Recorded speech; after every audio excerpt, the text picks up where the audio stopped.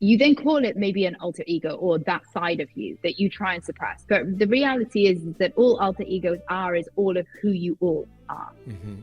So you have to embrace all of them and have channels for all of them. And that it's okay for women to be unapologetically wildly hot. Mm-hmm. And I always, my main goal, my gold star, my North Star, whatever it was always going to be, I'm going to be the best.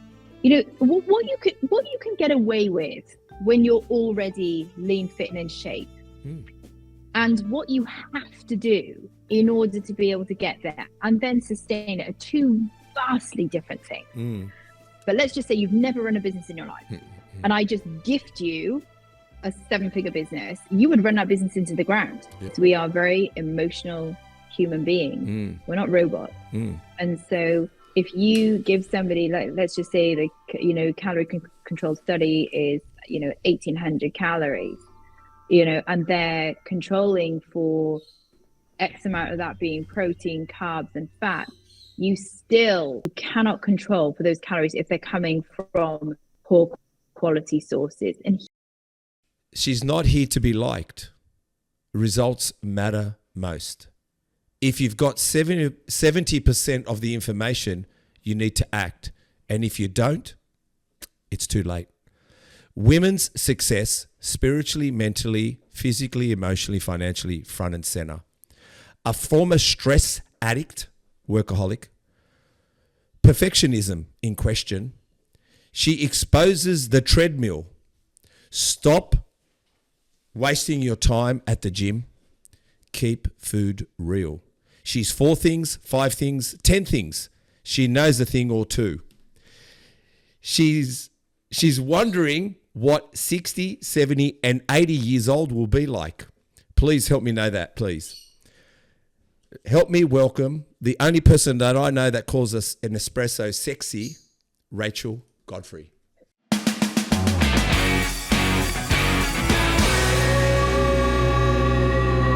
Well, I've never had such a love letter. Thank you so much.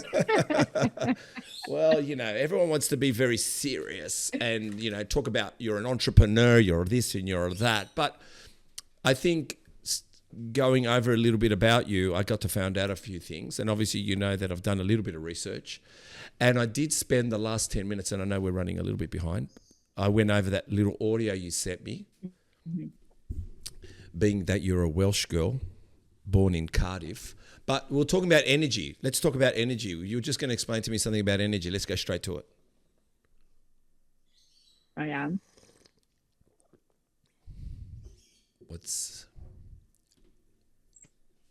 So here's the thing. Yeah. You just told me about your reading that you just had. Tarot card reading. I'm just going to put words in your mouth now. Yeah, tarot card reading.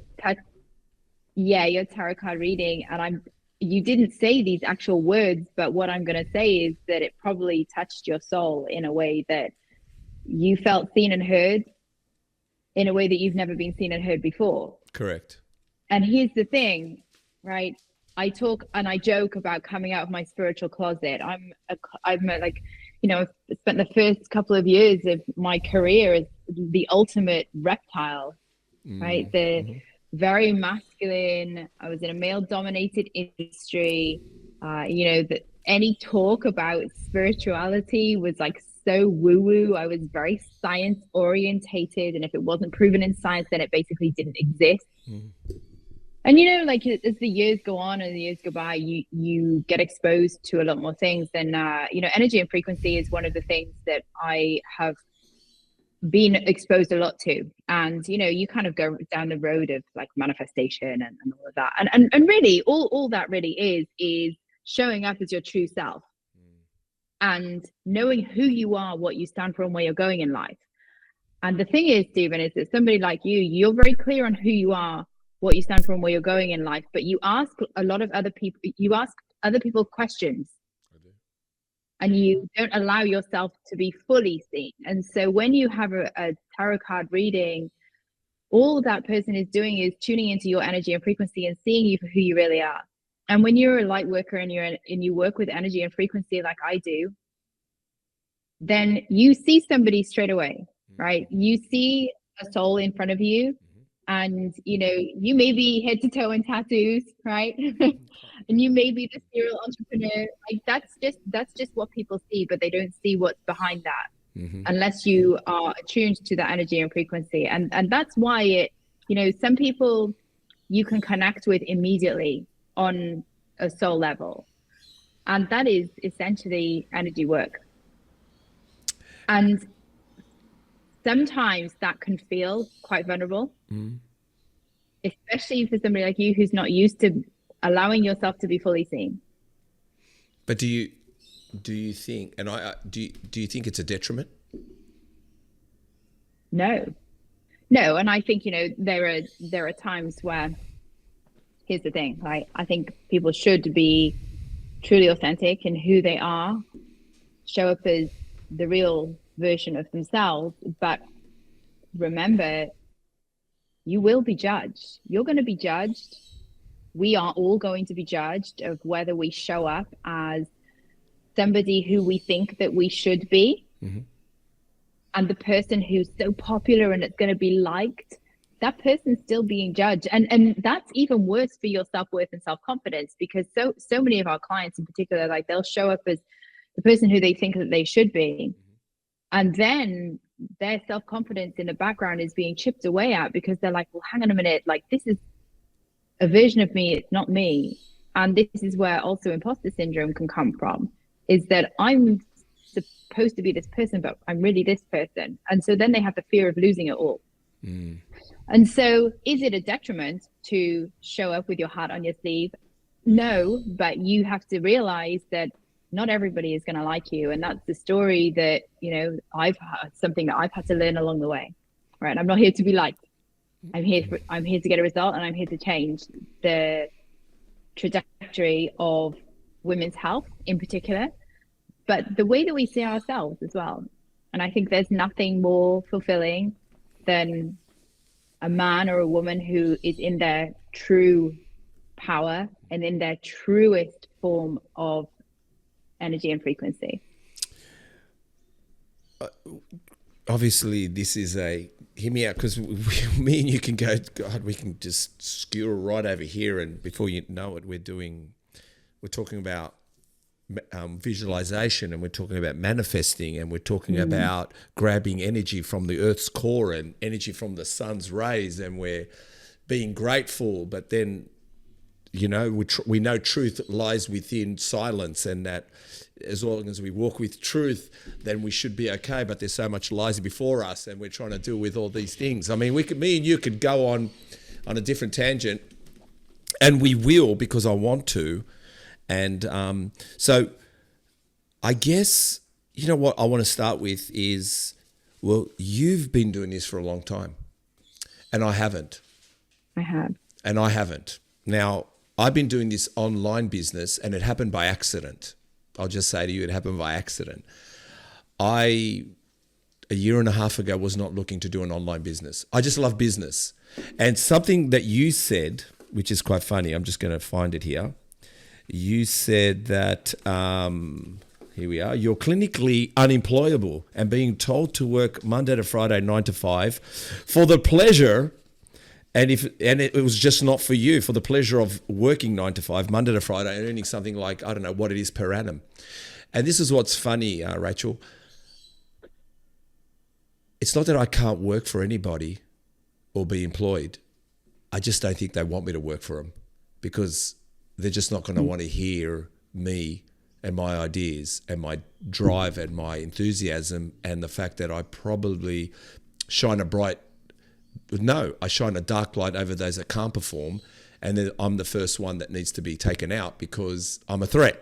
So my ex-wife actually applauded that. She goes, finally, you know that no one wants to work with you. I said, that's true. No one wants to work with me. And I've accepted that.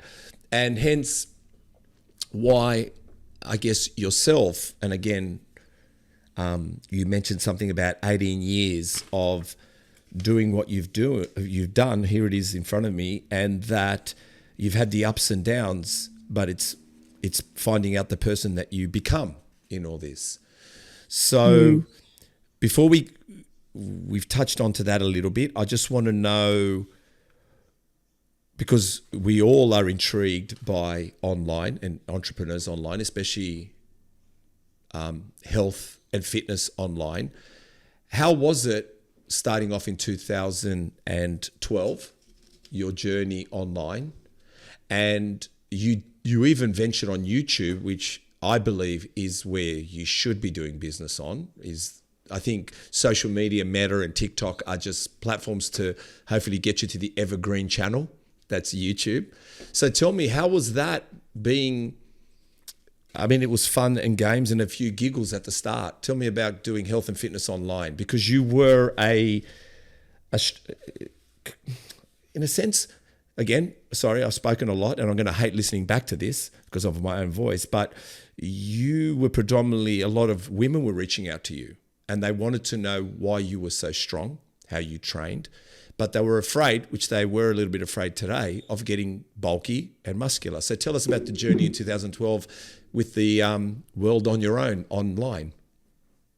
Hey guys, I just want to say thank you so much to everyone who has subscribed, who is following us on all platforms, but especially here on YouTube. And if you're listening to us on Spotify, please, if you could do us a big favor, which helps us reach more people, get better, bigger, greater. We've already had some great guests anyway. Everyone's been a treat. Hit the subscribe button, hit the notification bell so you're notified every week a new podcast that is launched. And I just want to say a big thank you. But again, subscribe, hit the notification bell, and enjoy watching Muscle Talks podcasts. So I guess I have to kind of go back a little bit further than that to, I actually started training when I was 13. Yes. And you were, started lifting. Yeah, you were the floppy doll, whatever you were called. So go ahead. Yeah. So I actually dislocated my shoulder when I was around 13 and, I have multi-directional instability in both of my shoulders, systemically hypermobile, and the surgeon actually called me a floppy rag doll, and he told me that he wasn't going to operate and to basically start lifting weights and, to get strong. So being the good little student that I am, my dad took me off to the gym and I started lifting weights, and, the love affair started from there. So many, many moons ago. And so I think, then, you go through university. I played rugby at university. You did? And, was weight training throughout that entire time. And, I studied physiotherapy at university. And that's where, I'd obviously decided that I was, in fact, clinically unemployable. I think the idea of going into a career always gave me anxiety, and I was doing a lot of anxiety around it. And I sort of fell into that job because I graduated university and there were not many junior physio jobs going around that time. And I did get offered one, and there was all of that external pressure. You're 21, you don't really know what the fuck you're doing at 21, to be honest. You don't. And, you have all of this like pressure of, your mentors and your tutors saying, well, you've been offered this really good role, you should probably take it. It was actually my dad that said to me, Rachel, why don't you just take some time out and smell the roses? And my dad's an entrepreneur. And so I've, obviously grown up in that environment. He was a trainer too, you mentioned. And so, he was a trainer as well. No, he wasn't. No. My dad had a trainer. Sorry, go ahead. Yeah. But he's always been very fit. Okay. Yeah, my dad's always been very fit. It's always gone to the gym. So again, like that was never something that was completely alien to me. It was always like, oh, well, my dad works out. My mum, she was always very fit. She was doing stuff. Like she used to go for walks and things. She was always very active, but she never actually lifted. But my dad was really into it. And so that was very normal to me to see my dad go off to the gym or going to play squash or going to play tennis or whatever he was doing. And so, it kind of got to the stage then where after I graduated from physio, decided that I actually hated my job, and I had one of those, fuck this shit moments after a couple of, it was almost a year that I'd been working as a rotational physio, and I just hated it. I was so miserable. I had that moment of, well, is this it? You work so hard through school, through university, you get the grades to go to med school, you finish med school as a physio, graduate, you get the job, and it's like, well, what's next? Because this is frankly miserable, and this is not what I wanted to do. And so, what does anyone in that situation do? Well, I, ran away to the other side of the world, and I ended up in Sydney. Yes, you did. All my friends. Yeah, so all my friends had, kind of gone backpacking around Australia.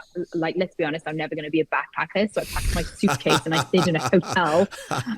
You sound like a friend. You sound like a friend of mine. I'll tell you a funny story, just quickly to segue, just bring some humor into it. I remember doing Europe at 24 as well, and I think we were in Brussels. I don't know where we were, and my friend, he was quite from an affluent family. I wasn't, so we had backpacks, but he had this bag with wheels. And I remember going down Pebble Streets and I said to him, can you just be quiet? You're waking up everybody. And then the funniest thing is, the moment he said, listen guys, I'm just going to go a little bit on my own. I'll meet you in England. He started staying in 5-star hotels. He goes, oh, fuck these backpacking guys. I'm going to go stay in 5-star hotels. So I understand the bit that you're sometimes not a backpacker, but go ahead. Yes. No, I'm definitely not a backpacker. Like, I'm not a camper, and I don't do rough stuff like that. Sorry, this is not me. Like, anyone who knows me will know that is just not me. Yep. So but I ended up down in Australia, and obviously still, lifting and training. And then at that stage, I had become more interested in weight training, and I'd started to get pretty strong. And I think having done all of that, the work as a physio, I got to meet with, I did a lot of like internships in rugby teams, American football through university. And, you get to like talk to a lot of the coaches. And I'd become, even as a physio through my undergrad studies, really interested in what the S&C coaches were doing. And so I would spend more time in the weights room talking to the strength coaches than I would actually in the physio in clinic. And there was this massive gray area to strength and conditioning. I mean, we're going back now, 15 to 20 years, right? So there was this real gap in the middle of, no one was really bridging that gap between end stage physio and then getting back into the weights room.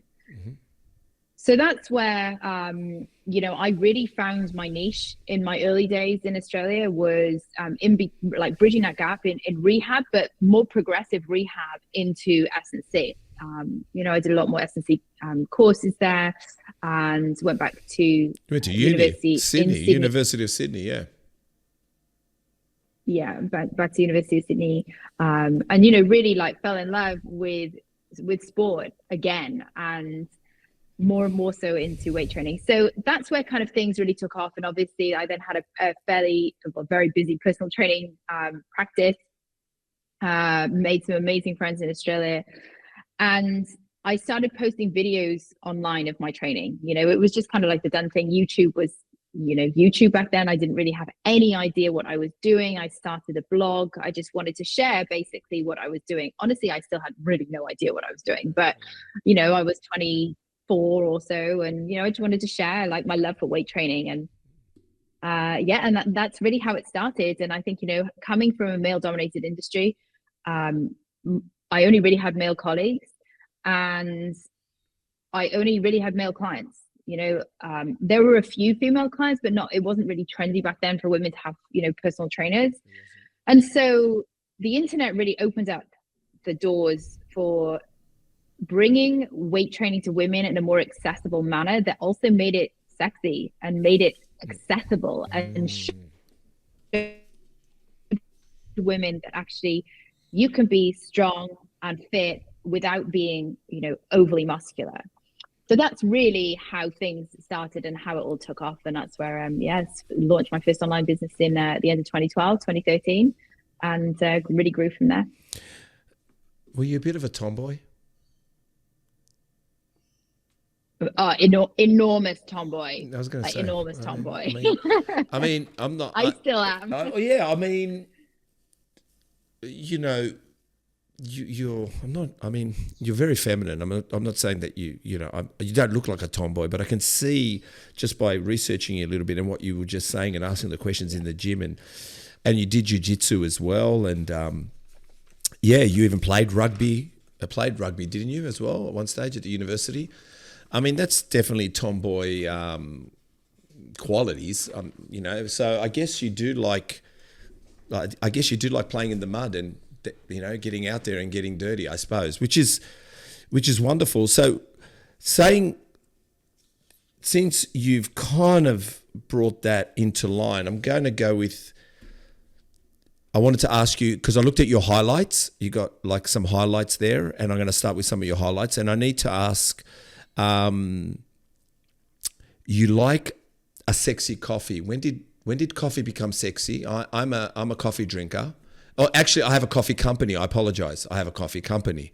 So I just want to know, are all coffees sexy? And is it just espressos? No. Okay, so no, this is very, very important. So first of all, what is your coffee company? Because I didn't know about this. Yeah, I feel like I must know. Yeah, okay. I do have a coffee company. So it's called Mono, M-O-N-O, which is a funny word because in Greek it means one and only, mono. But I'll tell you more about it, maybe after the podcast. M-O-N-O. But yeah, okay. Sexy coffee. I'm going to Google that afterwards. Yeah. So sexy coffee. So this is a thing of mine that I don't know, like it just came about because don't you think it's so sexy? Like, and it has to be an espresso, double espresso, or sometimes a long black. But a long black is a very, very dangerous drink to order because so many people fuck it up. There is nothing worse than a long black that comes with too much water in it. Oh, yeah. And then it's like sloppy dishwater and it is offensive. It is offensive. Now listen, I've lived in Australia for 12 years, in Sydney for 12 years. Like I know a good coffee when I see one, of course, right? And so this is where this whole thing was born. And I think it's just like so sexy coffee for me, and I have something in the works that I can't actually talk about yet. But sexy coffee for me comes from the ritual of you sit down and when you are presented with something beautiful that's put in front of you, because let's be honest, an espresso or double espresso, when it's that thick, like liquid gold, and it's got a really good head on it, that it's going to be a good one.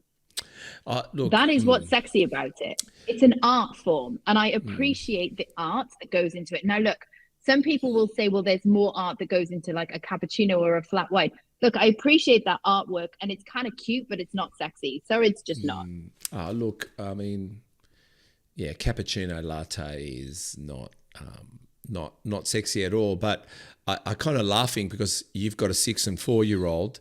And I bet you any money, every time you get a coffee, they look at you with faces of, I hope it's good for her. And you're like, we're not coming back here again. And the kids go, but we like the glazed pineapple donuts here. I don't care about your damn donuts. The espresso's crap. We're out of here.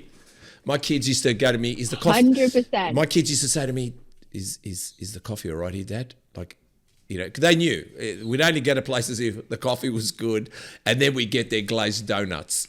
Until then, they didn't stand a chance. I think I did. Absolutely. I did like that. I like your big glasses. You like your big glasses apparently. So tell me something about big glasses. I mean, I'll speak about myself. Sometimes I like to hide behind them. I think they're always good to hide behind big glasses. Why big? Well, one, it's a statement to say you don't disturb me. That's why I wear big glasses. It's like, I don't know. So here's the thing: there's a bit of a dichotomy, right, that goes on with when you wear big sunglasses. Because yes, you want to right? Because we're introverts, right? Yeah, of course. So you want to hide from the world with your big cap and sunglasses on, but they also stand out. You stand out. Yeah, me. you do. Yeah. So there's this bit of a dichotomy that one has to manage between, do you wear the big Dior sunglasses that literally cover half your face like a mark, or do you sort of blend into the pack with a middle of the road Porsche design, which is still big enough to cover at least a quarter of your face, but they're not quite so audacious that people look at you. I mean, this is a real topic of conversation I have with myself every morning. I think the big glasses tell you nobody's looking at you, but you know they are looking at you. So you've told yourself they're not looking at you, but they're all looking at you. So here's the other thing as well, that they're amazing for people watching, right? So when I'm just sitting there, you know, you think about when you're sat down at the boathouse in Mossman, in Balmoral, and you can sit there, and I can sit there with my sexy coffee and my sexy espresso and my laptop, and I've got my dark sunglasses on, and I can sit there, the most amazing people watching ever. No one would ever know. I do find there is an art with big glasses, and I don't know what it is. I think, well, maybe not for you, but for me, I think the big glasses make me look better looking because they cover my face. So I feel better. Maybe that's why I wear them too. Who knows? But anyway, something tells me that you have an alter ego as well. And we'll talk about that a little bit later. And we'll find out what that alter ego's name is. I do. Because I have an alter ego. Because I realized a long time ago when I used to listen to some rock legends, they would talk about how they needed a stage name, and the only way they could perform was to have a stage name. So I've realized I've come to terms with I need an alter ego when I need to do certain bits of my life, which is, so sometimes that's why I need the sunglasses, because I've got to hold you know, either hide the alter ego or bring out the alter ego. So you care deeply about the physical, emotional health and the overall success of women. Tell us a little bit about that. So I'm actually going to bring the alter ego into this because it's important. Yeah, of course. So one thing I've learned about alter egos, you know, I remember I would have been about 15 years ago, I was training at St. Leonard's Fitness First, and there was this guy in there, and his name was Mitch. And I don't know if he's still around Sydney, but Mitch, if you're listening to this, hey, Mitch, you're a legend. I remember you. Oh, wow. You go ahead, and Mitch. Yeah. He used to talk about his alter ego during training. And I'm pretty sure he used to call him Ola. Oh. I don't know why. Was he Ola? Okay, Ola. Yeah. Ola. Which brings me, side note, if you want humor, there's this Instagram account called Dirty Ola, and he is so funny. Yeah. Speaking of alter ego. But I became very conscious of my alter egos during training many years ago. And more recently, I have started to notice I have other alter egos. Okay. One of which is she's very naughty, and I've been very apologetic about that for a very long time. She clearly doesn't like being told what to do. She is very cheeky. And you know, I think we're brought up in a world as women, and this is where I'm going with this. Yep. You know, we're brought up in a world where we cannot be, you mustn't be too loud, too sexual, too naughty, too cheeky, too outspoken, too this, too that, right? Too pretty, too skinny, too fat. Like, you can't be any of those things. And so when you're conditioned from a young age of, oh, don't say that, people will think you're too much, or don't dress like that, people will think you're too much. You then make it okay because it's part of who you are. You then call it maybe an alter ego, or that side of you that you try and suppress. But the reality is that all alter egos is all of who you all are. So you have to embrace all of them and have channels for all of them, and that it's okay for women to be unapologetically wildly hot. It is okay for women to be sexy. It is, and in fact, it's what I do for work, right? I am deeply passionate about women being unapologetically hot, wild, sexy, classy, intelligent, and everything in between. Whatever they are, let's bring it out of them. Because it's only when we have that come out of them that they can truly step into their feminine. Because what happens is that if a woman doesn't show up as all that she is and all of who she is, she becomes very masculine and tries to control everything. And that's where I was. right? I was very much in my masculine, very much in control of everything. And whilst those traits initially accelerate your career, you know, I competed with the boys. You have to be more intelligent. You have to, you have to compete in that environment. It's also a very stressful place to be. Mm-hmm. And when you can be all of who you are unapologetically, all of the things that we've just discussed, embrace all of the alter egos, whatever they might be for you personally, then life is easy. Mm-hmm. Judgment, people will judge irrelevant of who you show up as. So you may as well just be yourself and have it be like water off a duck's back. Mm-hmm. And so that's why I'm really passionate about having women be all of who they are, because then and only then life will work for them. They can be fully aligned in who they are, knowing who they are, what they stand for, and where they're going in life. Mm-hmm. And life works for them, not against them. And so rather than pushing and fighting and it's stressful all the time, you suddenly have this weight lifted off your shoulders of, hey, this is me. I'm all of me. The crazy, the sexy, the wild, the passionate, the hot, the naughty, the cheeky, the intelligent, the classy, like all of this stuff. Once I show up as all of that, because it's all of who I am, it doesn't matter whether people like you or not. You like yourself. And therefore, doors are opened for you. You work in alignment with flow and the universe and of life. And that doesn't mean that things are all sunshine and rainbows, because they're not. Like, life is tough sometimes. But you have this inner knowing that you can back yourself no matter what.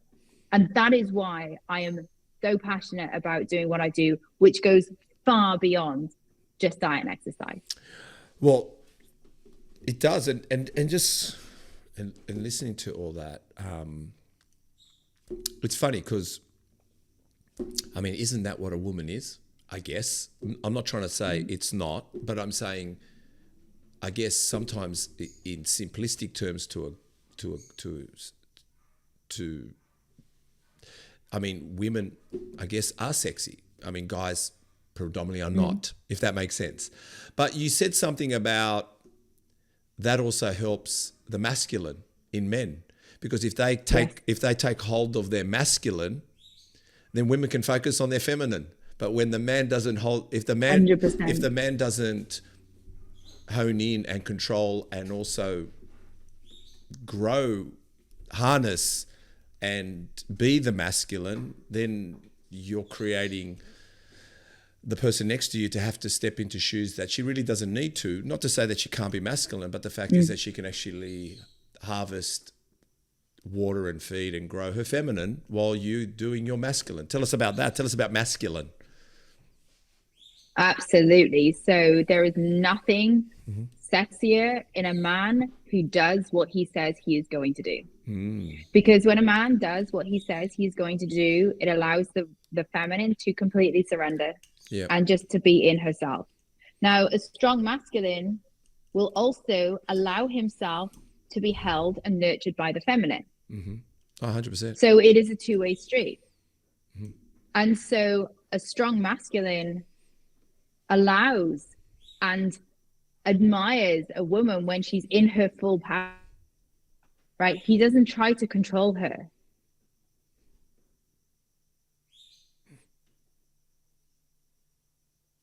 In her true feminine, she wants the man to, or she wants the masculine, right? Because this works in also same-sex relationships, right? I've got plenty of friends who are in same-sex relationships, but if you ask them about masculine and feminine energies, I mean, it differs slightly depending on their particular dynamic. But masculine and feminine energies, it doesn't matter like whether you're male or female, but the feminine loves when a man, when I say takes control of a situation, does what he says he is going to do. Because this is where control issues sometimes come in relationships, where a man says that he's going to do something and then fails to deliver on that. And it could be anything. It could be something really small. It could be something really big. And that forces the woman to be more controlling. So men, if you want to be the sexiest thing ever and to get laid more, let me tell you what you need to do. Tell us. Do what you say you were going to do. Okay. Like, that is it. Well, that is it. Just do what you say you were going to do. And you know, one of the other things as well is that, you know, there are traits of both. Like, you have, you know, your unbalanced masculine, your unbalanced feminine. So, you know, your unbalanced feminine, for example, would be things like needy, wanting to people please, criticizing all of the time, coming from a desperation mindset. And, you know, we could say the same about the masculine. Irrelevant whether it's male or female, masculine or feminine, you know, what we've all got to do is to become the best version of ourselves and to become the most authentic version of ourselves. Like, I'm not an expert in masculine and feminine energies by any respect of the imagination. And what I have learned is through experience and through personal development and being and seeing and doing this myself and realizing where freedom actually comes from. And freedom does not come from control. Freedom comes from discipline, but freedom does not come from control. Actually, quite the opposite.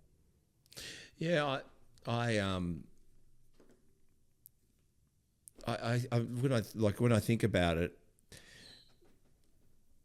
and I don't know about you, maybe I find that what is masculine is, and this is not a, forgive me if I use this word because it can be skewed in many ways, it's having a very servant-like attitude for your woman. Does that make sense what I just said then? I don't know if you understand what I mean by that is, but we've lost the art of opening her car door, which is quite masculine, to be honest. Does that make sense? Completely. Walking on the outside of the curb is so masculine. And I just keep writing notes of people when they do it, and I think, oh my God, I'm not doing that. I've got to do it. And what I found is, if you want to be, God, who am I? If you want to be a standout guy, do the stuff that guys aren't doing. And trust me, you'll be a standout. Because I think, like everything, making her a coffee in the morning, a sexy one too. You know what I'm trying to say? That's very masculine. Does that make sense? Bringing her a glass of water. It's very masculine. Does that make sense? Like, that is you in control. That is you controlling the situation. You're saying, I need to hydrate you. So it's not just, I think a guy, he's a worker. We're good workers in a way. We work the room, we work the environment, and I think once you take away being the worker, then you're kind of taking away that masculine part of yourself. You know, so like I said, and that's why, you know, I've discovered, not that I'm trying to say I'm good at, I mean, I have a failed marriage, which is one of my sore points. But the thing is, it was meant to be for me to learn a lesson from it. But having said that, yeah, it gives me an opportunity to realize, you know, how can I be a better guy, better to the next person? And I do. I try to. When I say impress, I'm not here to impress anybody. I don't really care if you like me or not. Similar to yourself, I prefer to know you do or don't like me.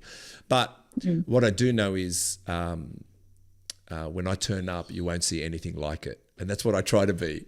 I try to be where, you know, I taught my son, I say, well, you make sure you walk on the outside of the curb with your mum, like, or do stuff like that. Yeah. And also, I think masculine is bringing better men in the world. Our job is the next gen should be better than us. And I think that's a masculine. So like I said, there's like I said, I love the feminine, I love the masculine. And I think we all both, the feminine and the masculine. Yeah. Once we have a serving, yes, we're both. Once we have a serving side with each other, and I'll finish with this before we get into your first bikini contest. I'll finish with this. What I learned was, and if anyone's listening, and I guess I've got a podcast to talk about this, and the perfect person, Rachel, to talk about it, is the moment you stop giving is the moment you stop receiving. And I'll give you an example by this. Let's say, Rachel, I gave you something. I gave you a compliment. You got it. You received it. And you gave me a compliment. I've received it. Thank you. We both received. But if I sat back waiting for Rachel to tell me something nice about myself, and Rachel waited forever for me to say something nice about her, there's a void in the middle, and that void just gets bigger. So initiating the giving and the other person initiating the giving is actually receiving. So until you realize the art of giving is then when you start really receiving. So Hey, I'm Jamie from Pawtion. And I'm Steve, Muscle Talks Podcast. And we heard that you guys are very into clean eating for yourselves, so we figured we'd educate you a bit about clean eating for your dogs. That's why Pawtion has decided to partner with Muscle Talks and give you promo code MuscleTalks25 for 25% off your first order at pawtion.com.au. That's pawtion.com.au. And if you continue ordering through Pawtion, please use Muscle Talks 10, and that gets you with continued orders 10% off. We're quite excited to be part of Pawtion. I've got a few dogs running around us just as I talk now. So please support not only good eating for ourselves, but I'm sure you want to promote good eating for your loved one, your pet, your dog.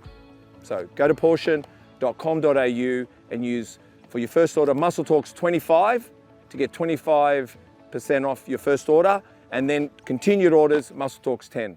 So I think, one of the big things to wrap up on here is that I agree that, men are protectors. Allow them to do that and empower your man to do that. We do like it. There's no denying it. There's no denying it. Right. And men, they fill their tank. I heard this quote once that's saying that women need love and men need respect. No, we both need love and respect. We do, both. But you have to love and respect yourself first. In order to fully love and respect somebody else, you have to love and respect yourself first.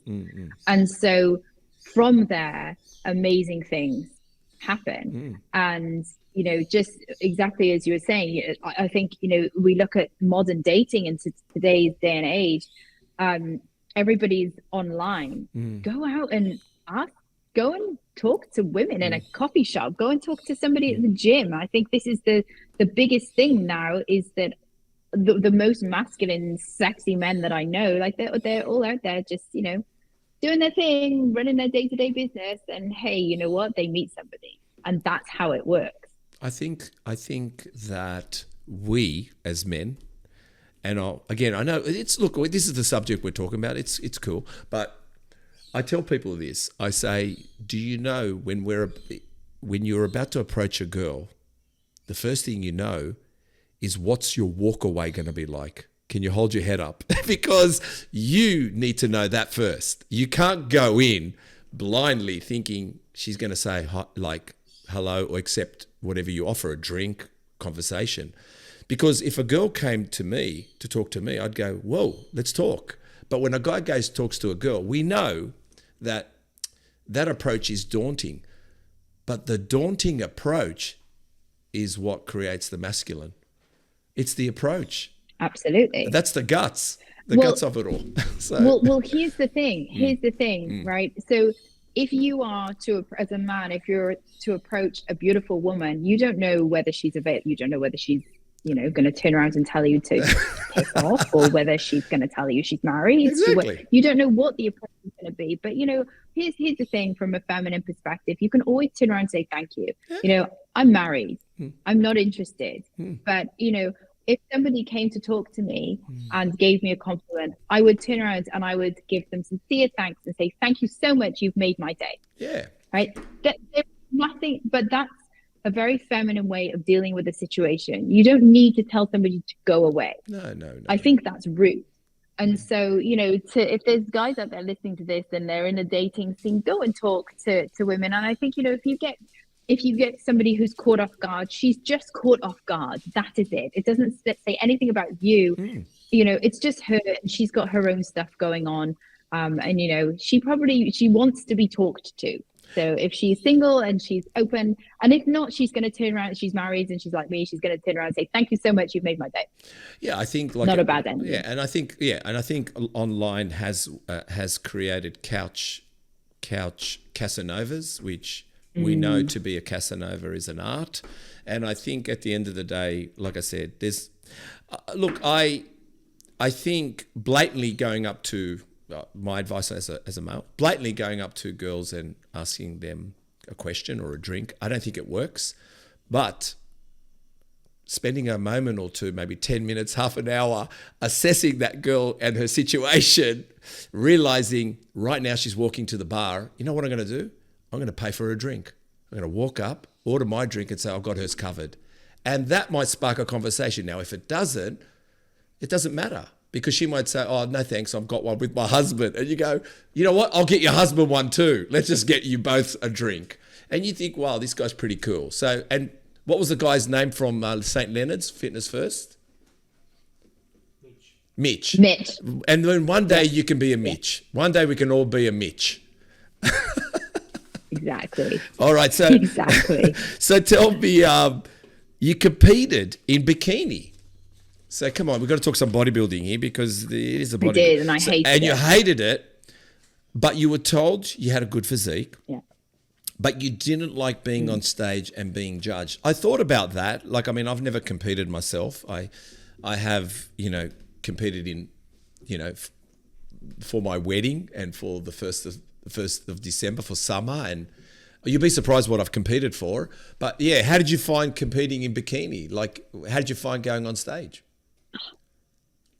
Look, I was young. How old? I had no idea what I would have been. So I would have been 24, 25 maybe. What year was that, if you don't mind me asking? Just saying. Because bikini wasn't big around then. It would have been around 2000. No, it would have been 2009. No, it was it was the first IFBB bikini, when they sort of brought bikini in, 2009 maybe. Yep. You were very early in the piece. 2010, very early, and of course they didn't really know what kind of bikini looked like then. It was all before the days of Natalia Merlo, winning her Bikini Olympia. So I didn't really know what was kind of they were looking for. Oh no, in fact, the first show that I did, I was actually competed in. It was the WBFF. Yep, WBFF. No, not that one. There's WBFF. God, I can't. No, it wasn't that one. It was before that. WNBA or something. It was it was figure, but it was. I mean, obviously, at 24, I didn't have anywhere near enough muscle to do figure, right? But it was so I did figure, and then I came in with their bikini division. So I did figure first of all, and I actually won my show. And then I was like, oh, okay, maybe I'll do this again. And I did it again a couple of times, and I'm like, this is shit. I just didn't like the whole process. I mean, I'm a terrible dieter. I'm not into dieting. I eat for fuel. I eat for performance. And as a result, I got a fairly decent physique. The idea of counting and tracking my calories and macros, no, thank you. Just not for me. I've got other things to do. I was building businesses and doing my life. And, I also enjoyed drinking. I mean, I was in my 20s for a lot of this time. And, to be told that I couldn't go out and party on the weekends, well, that also didn't fit with me either. I really enjoyed the party girl lifestyle on the weekends. And it was so fun. And I don't regret a single second of it. And so, do I really need to get on stage to show that I got a good physique? No, I don't think you do. And I think that this is a message to young girls now who are coming up through the ranks in the fitness industry.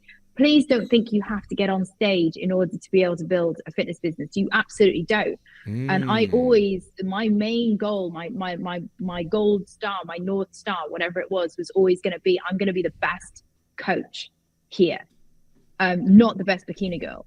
And so, competing for me, and I only competed a couple of times, was really because, it was suggested that it might be something that I might like doing. And when in fact it wasn't. So, quickly kind of re-diverted back to, no, I'm here to be the best coach. And, I'm just going to do my thing. Well, what's her name? Built an amazing, successful business, was Sweat. What's her name? I forgot her name. What's her name, Chris? Kayla from Sweat. Kayla. Kayla. Kayla. Yeah. Innes or whatever. She's a Greek girl from South Australia. I mean, she's never competed, and not to say, again, it's got nothing to do with competing. I don't want to discourage it. Trust me, I'm intrigued by the people that go on stage. I do believe I would Me too. I am intrigued because I'd be stage fright, and I know they diet hard. I get it. I have, you know what? I do not want to, you know, I have no fucking room to tell anyone to not do anything. You will do something, good on you. I'm into it. But she did it. She built an amazing business. I mean, obviously you've built an amazing business. I mean, myself too. I mean, I love coffee. There's no denying it. And I love health and fitness. And I think the message is doing what you love, you're kind of halfway there. I think that's what's important about doing what you love. But I want to quickly go with, because we spoke about the bikini and you just brought up about calories. On the 6th of September, you did a post and you said you cannot, and in brackets, control for calories. And then you said if you do not eat high quality, nutrient dense, good licking, sticking food, 18,000 calorie plan, and it not being consisting of protein donuts, zero sugar, maple syrup, almond milk, and all this other stuff. So tell me, what do you think a good diet is? What does a good diet consist of in your eyes? All right, so this opens up a massive can of worms, right? I remember writing that post thinking, oh my God, I'm going to take some heat for this, but I have to say it and tell it how it is. So well, we took some, we've taken heat. Trust me, we've been bashed by some influencers, but I don't care because, hear me out, nutrient dense food, macronutrients, but not just food that builds muscle. We're talking about food for cognitive behavior, cell development. Just everything is so important for the body. But go ahead. I'm listening. Right. So this is why I say you can't control for calories outside of a clinical setting or a lab setting. Yes. Because we are very emotional human beings. We're not robots. And so if you give somebody, like, let's just say the calorie control study is 1,800 calories, and they're controlling for X amount of that being protein, carbs, and fat, you still, like, in the live process of working with an individual, you cannot control for those calories if they're coming from poor quality sources. And here's why. We're missing a huge part of nutrition. We're missing, are we not talking about minerals anymore? Are we not talking about the quality of food anymore? Because this is really important for satiety, for satiation, for levels of, I think one of the things that one of my former mentors mentioned was actually eating warm food over cold food. So the textures in your food, these things matter. And it may not be clinically proven, right, in science. I've spent 18 years of my career working with people who struggle with nutrition.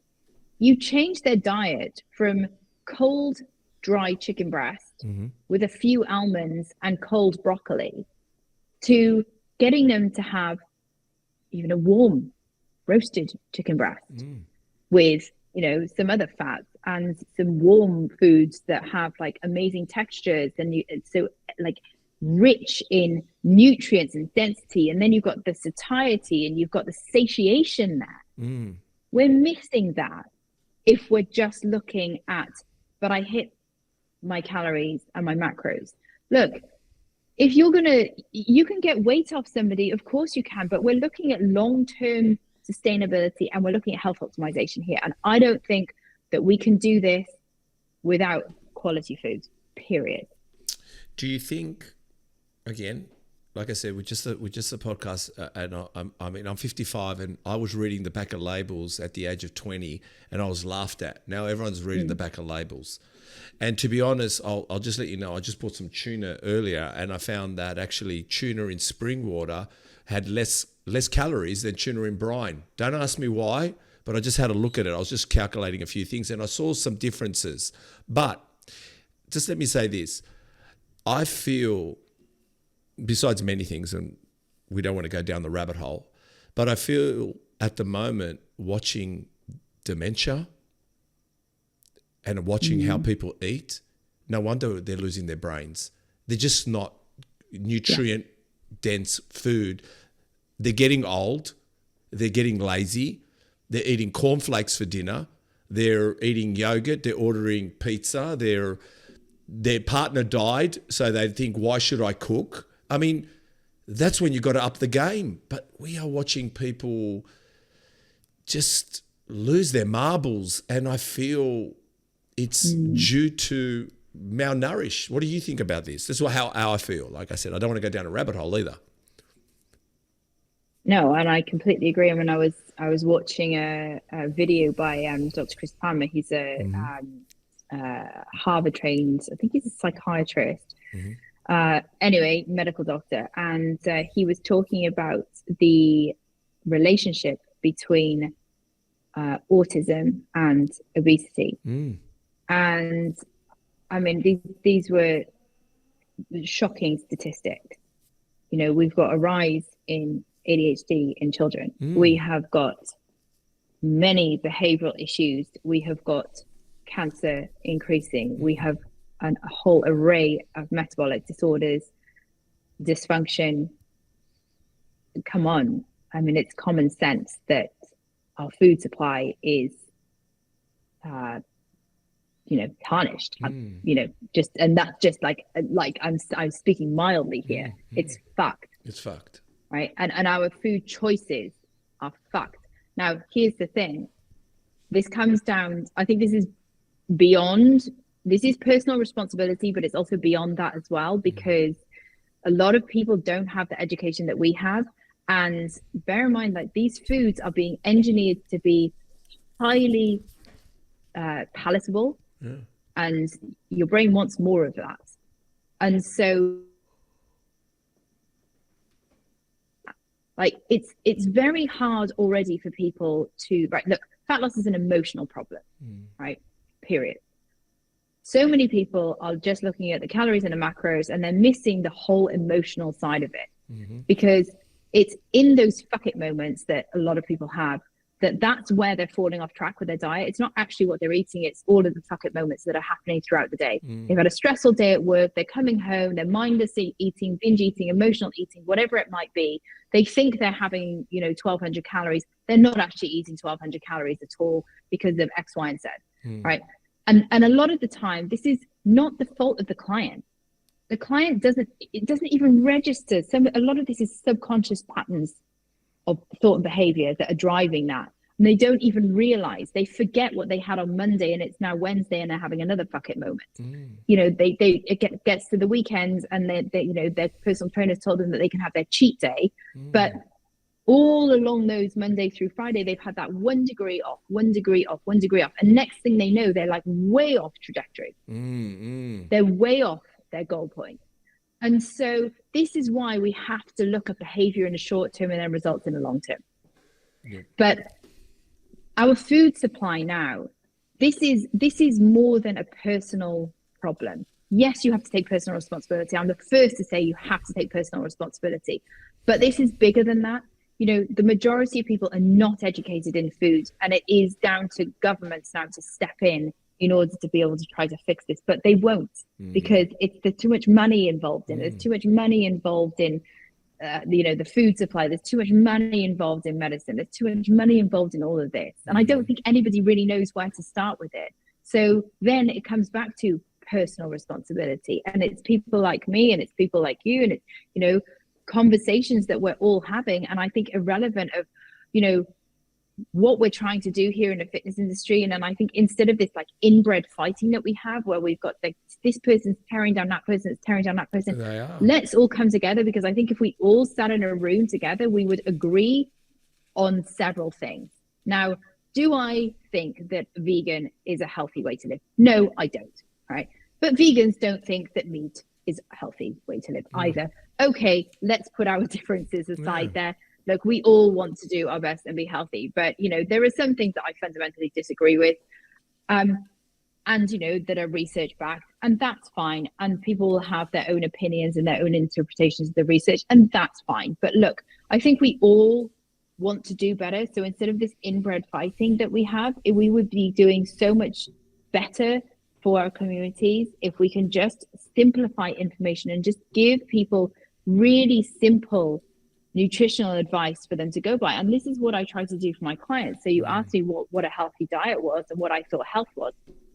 Well, I'm a big advocate for protein. The majority of my clients are over the age of 35. We do know that women are losing that women lose muscle. We all lose muscle, but particularly women lose muscle because when historically they haven't been lifting weights, and there's never too late to start, but we've got to build muscle. So, and the other reason why I really like protein is because it has, you get a lot of satiety and satiation from protein. So my clients aim for 30 to 50 grams of protein per meal, eating 3 times a day. I don't like snacking at all. I like to have my clients eat full meals, making sure that they eat the rainbow. So they're eating a lot of greens, vegetables. We include fruits in there as well. And then we place carbohydrates strategically. So usually with my clients, I'll place a carb after they train and before they go to bed. Why before bed? I know that's counterintuitive because a lot of people will say have your carbs earlier on in the day. I like to put my carbs with my clients before bed because it does help them sleep. And sleep, particularly after the age of 35, is something that a lot of women really struggle with. So of course, then we have to look at HRT as well, if and when appropriate. But I think with a lot of things of cleaning up somebody's diet, we want to have as minimally processed foods as possible.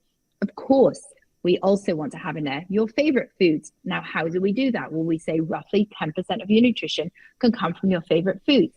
And if you can't stick to 10% of your nutrition coming from your favorite foods, well, then that's an emotional problem. And then we've got to deal with the emotional side because we can't shoehorn another diet and exercise program into an already chaotic lifestyle. So we have to address the mental side, the emotional side, the spiritual side, if we want long-term health. So that would be an overview of minimally processed, high protein, 3 meals a day, no snacking, stop eating 3 hours before bed, and fast 12 to 14 hours I've got overnight. it here. Yes, that's what you wrote on your post. 3 hours before bed and fast 12 hours, the 5 basics, or basically what you spoke about. But do you think as well, Rachel, it just came to me, I've not thought about this. Look, I like I said to you, this online world is quite funny because people like to compound. If you're doing well on a subject, they're just going to compound on top of you to make it not sound good and create comedy over you to boost their own accounts, which shows that they're not really.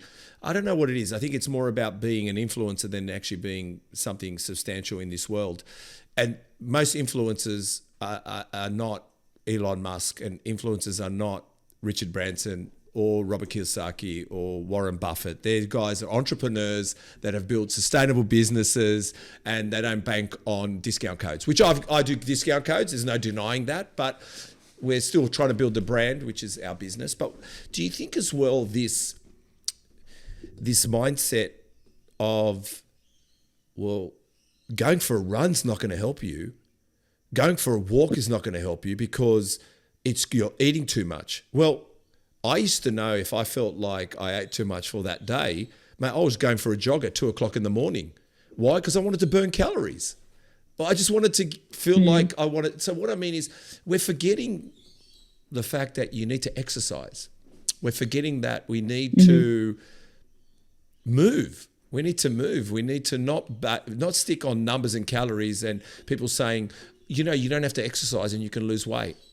Well, I don't know about that. Like, I understand you're telling people to starve, but what you're trying to say to people, how about you eat to replenish and fill with, like I'm macro, micro, you call it high dense food, but I still believe if you've toppled yourself over a little bit, you've just eaten a little bit too much that day, well, get your sneakers on and get out there.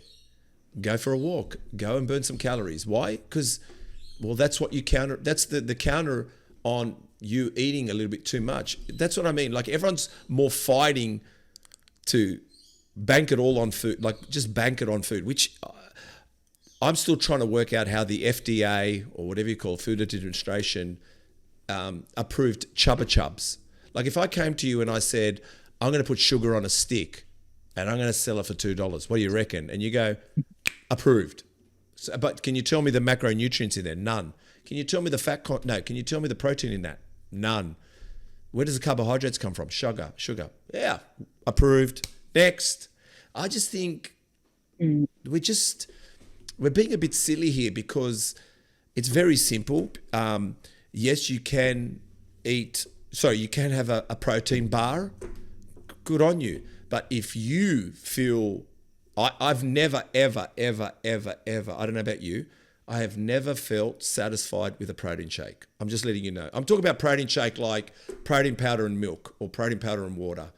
I've never been satisfied with a protein bar. I always feel like I've got to put the chicken in the oven.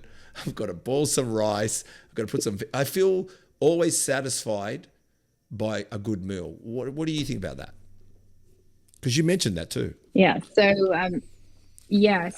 one of the things, just going back to you saying about going for a run or going for a walk, like one of the problems that a lot of women find themselves in is like doing cardio to compensate for a binge, for example. Now, the issue with that is that it can perpetuate the situation because, and I know, again, like I'm probably going to take some heat for saying this, but I don't put cardio in a fat loss program. Now, I know a lot of people will go, "What are you crazy? Like cardio always belongs in a fat loss program." I don't believe it does. I would use cardio for longevity, and I would use cardio, to feel good. And cardio has amazing, incredible health benefits. I would not put cardio in a fat loss program, and the reason being is that cardio can, in some people, more so than perhaps we would like to realize, can jack up your hunger. Now, if you're in a dieting phase, you did mention the last thing you want is your hunger increasing.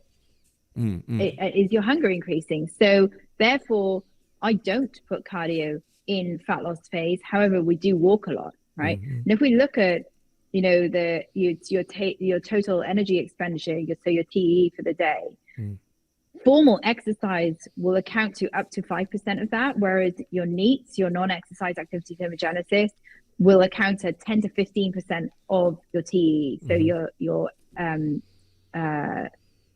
thermic, your total energy expenditure.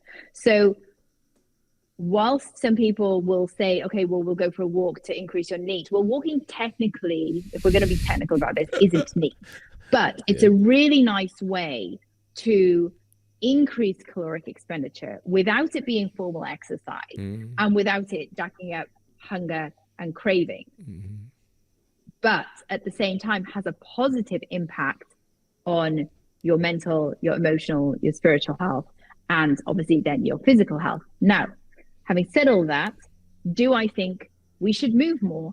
Yes, I do. I think everybody needs to move more. I think we're in an epidemic situation now where people go to the gym 5-6 days a week and they consider themselves active. Well, no, you're an active sedentary person. You're not moving. So yes, we need to move more. And if that means, for some people, they love going for a run, great, get out and go for a run. Go for a walk, do whatever needs to be done to get out and, enjoy fresh air. Irrelevant of, where in the world you are. I've got friends in Wisconsin. I've got one friend of mine, she's in Wisconsin, and she's an ex-client of mine, and it's always around this time of year. She's like, oh, it's so cold and it's starting to snow already. And she's like, but I'm out doing my steps, which is awesome. So yeah, just, to kind of wrap up that point, I think, we have to be mindful where we put in cardio, but we must see the benefits of cardio. Exercise is so underrated. And the idea of exercising for weight loss and exercising for fat loss, it's like the tiniest bit of the portion. We should exercise because it makes us feel so good and so alive. Well, because I'm going to go to exercise in a second, but something you mentioned, if eating steak for breakfast is weird, imagine going back 10,000 years ago and telling your ancestors to have an almond milk smoothie.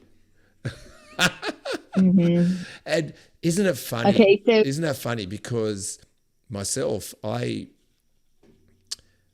think the food industry.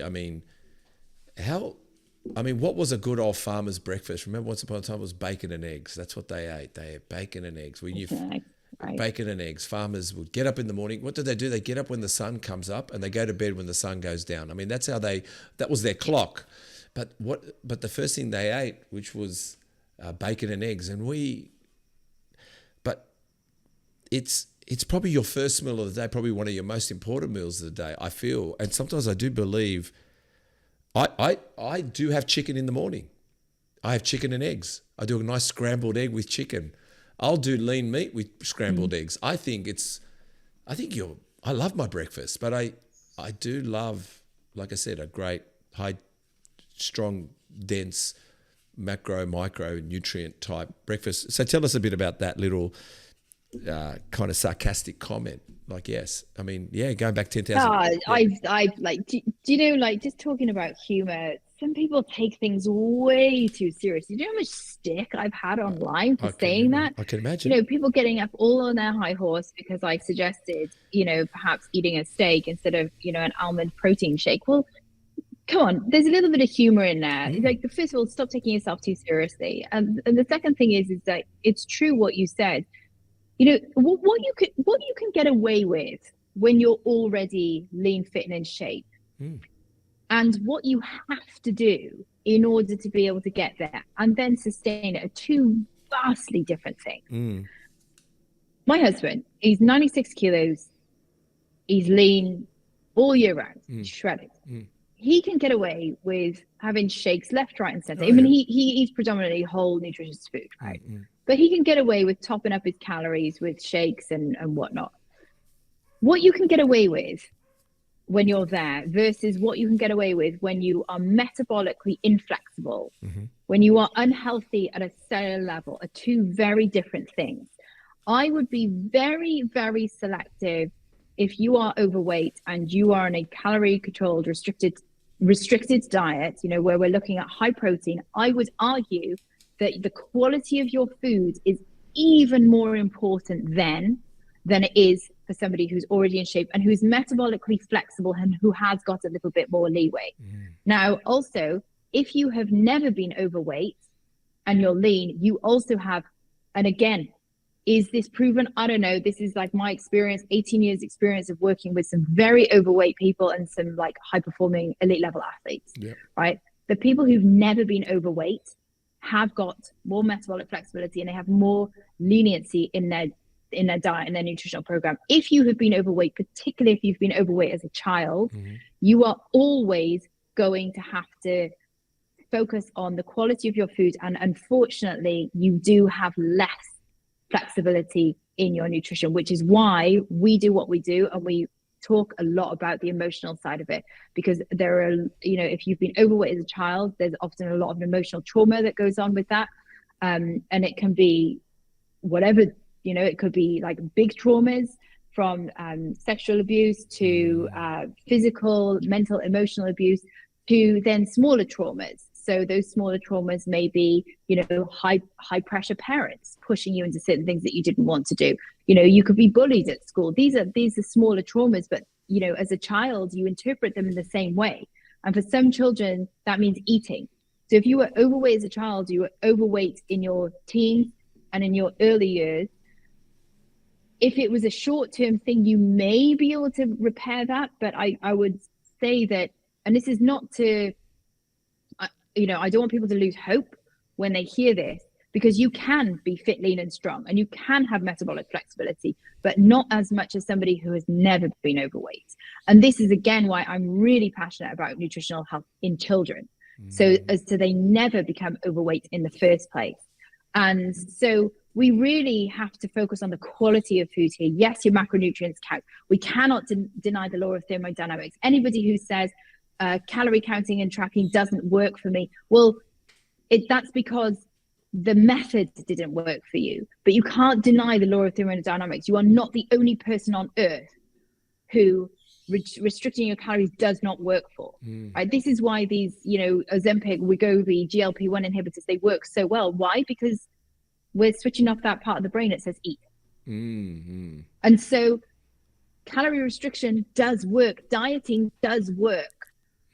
But it's what we do after, and it's not what you do, it's how you do it that accounts for the longer term play. Well, what I know, and we'll go to some exercise shortly, what I know is, because I was a fat kid, and unfortunately, I see that kid every day. It just never leaves you. It just doesn't, right? And that's why I can't.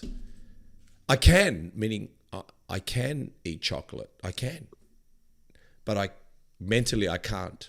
It just does not like.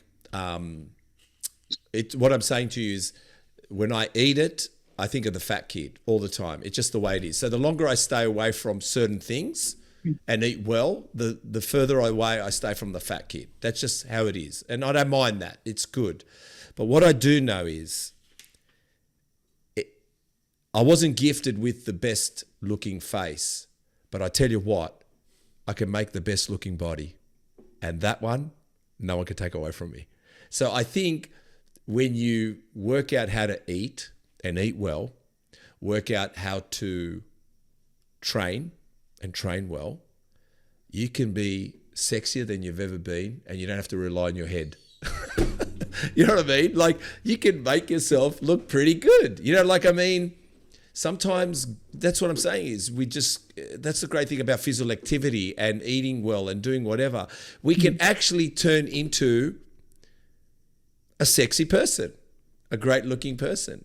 Like, you know what I mean? And it doesn't have to be, I mean, we all feel good when our body feels good at the beach, when you're in your cozy, or when you're putting on that dress, or you're putting on that suit.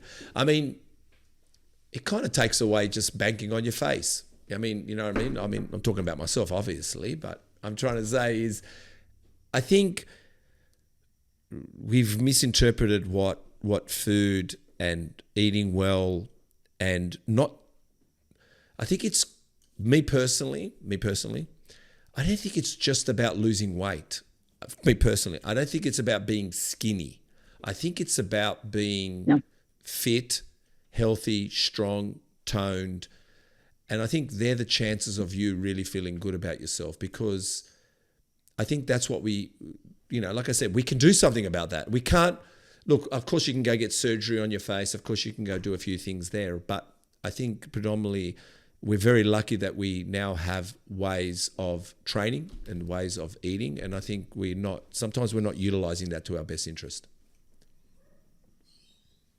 Here's the thing I love about bodybuilding, if we're going to call it that, or you know, building your body and personal development, is that the game never ends, and that's really exciting. It is exciting, isn't it?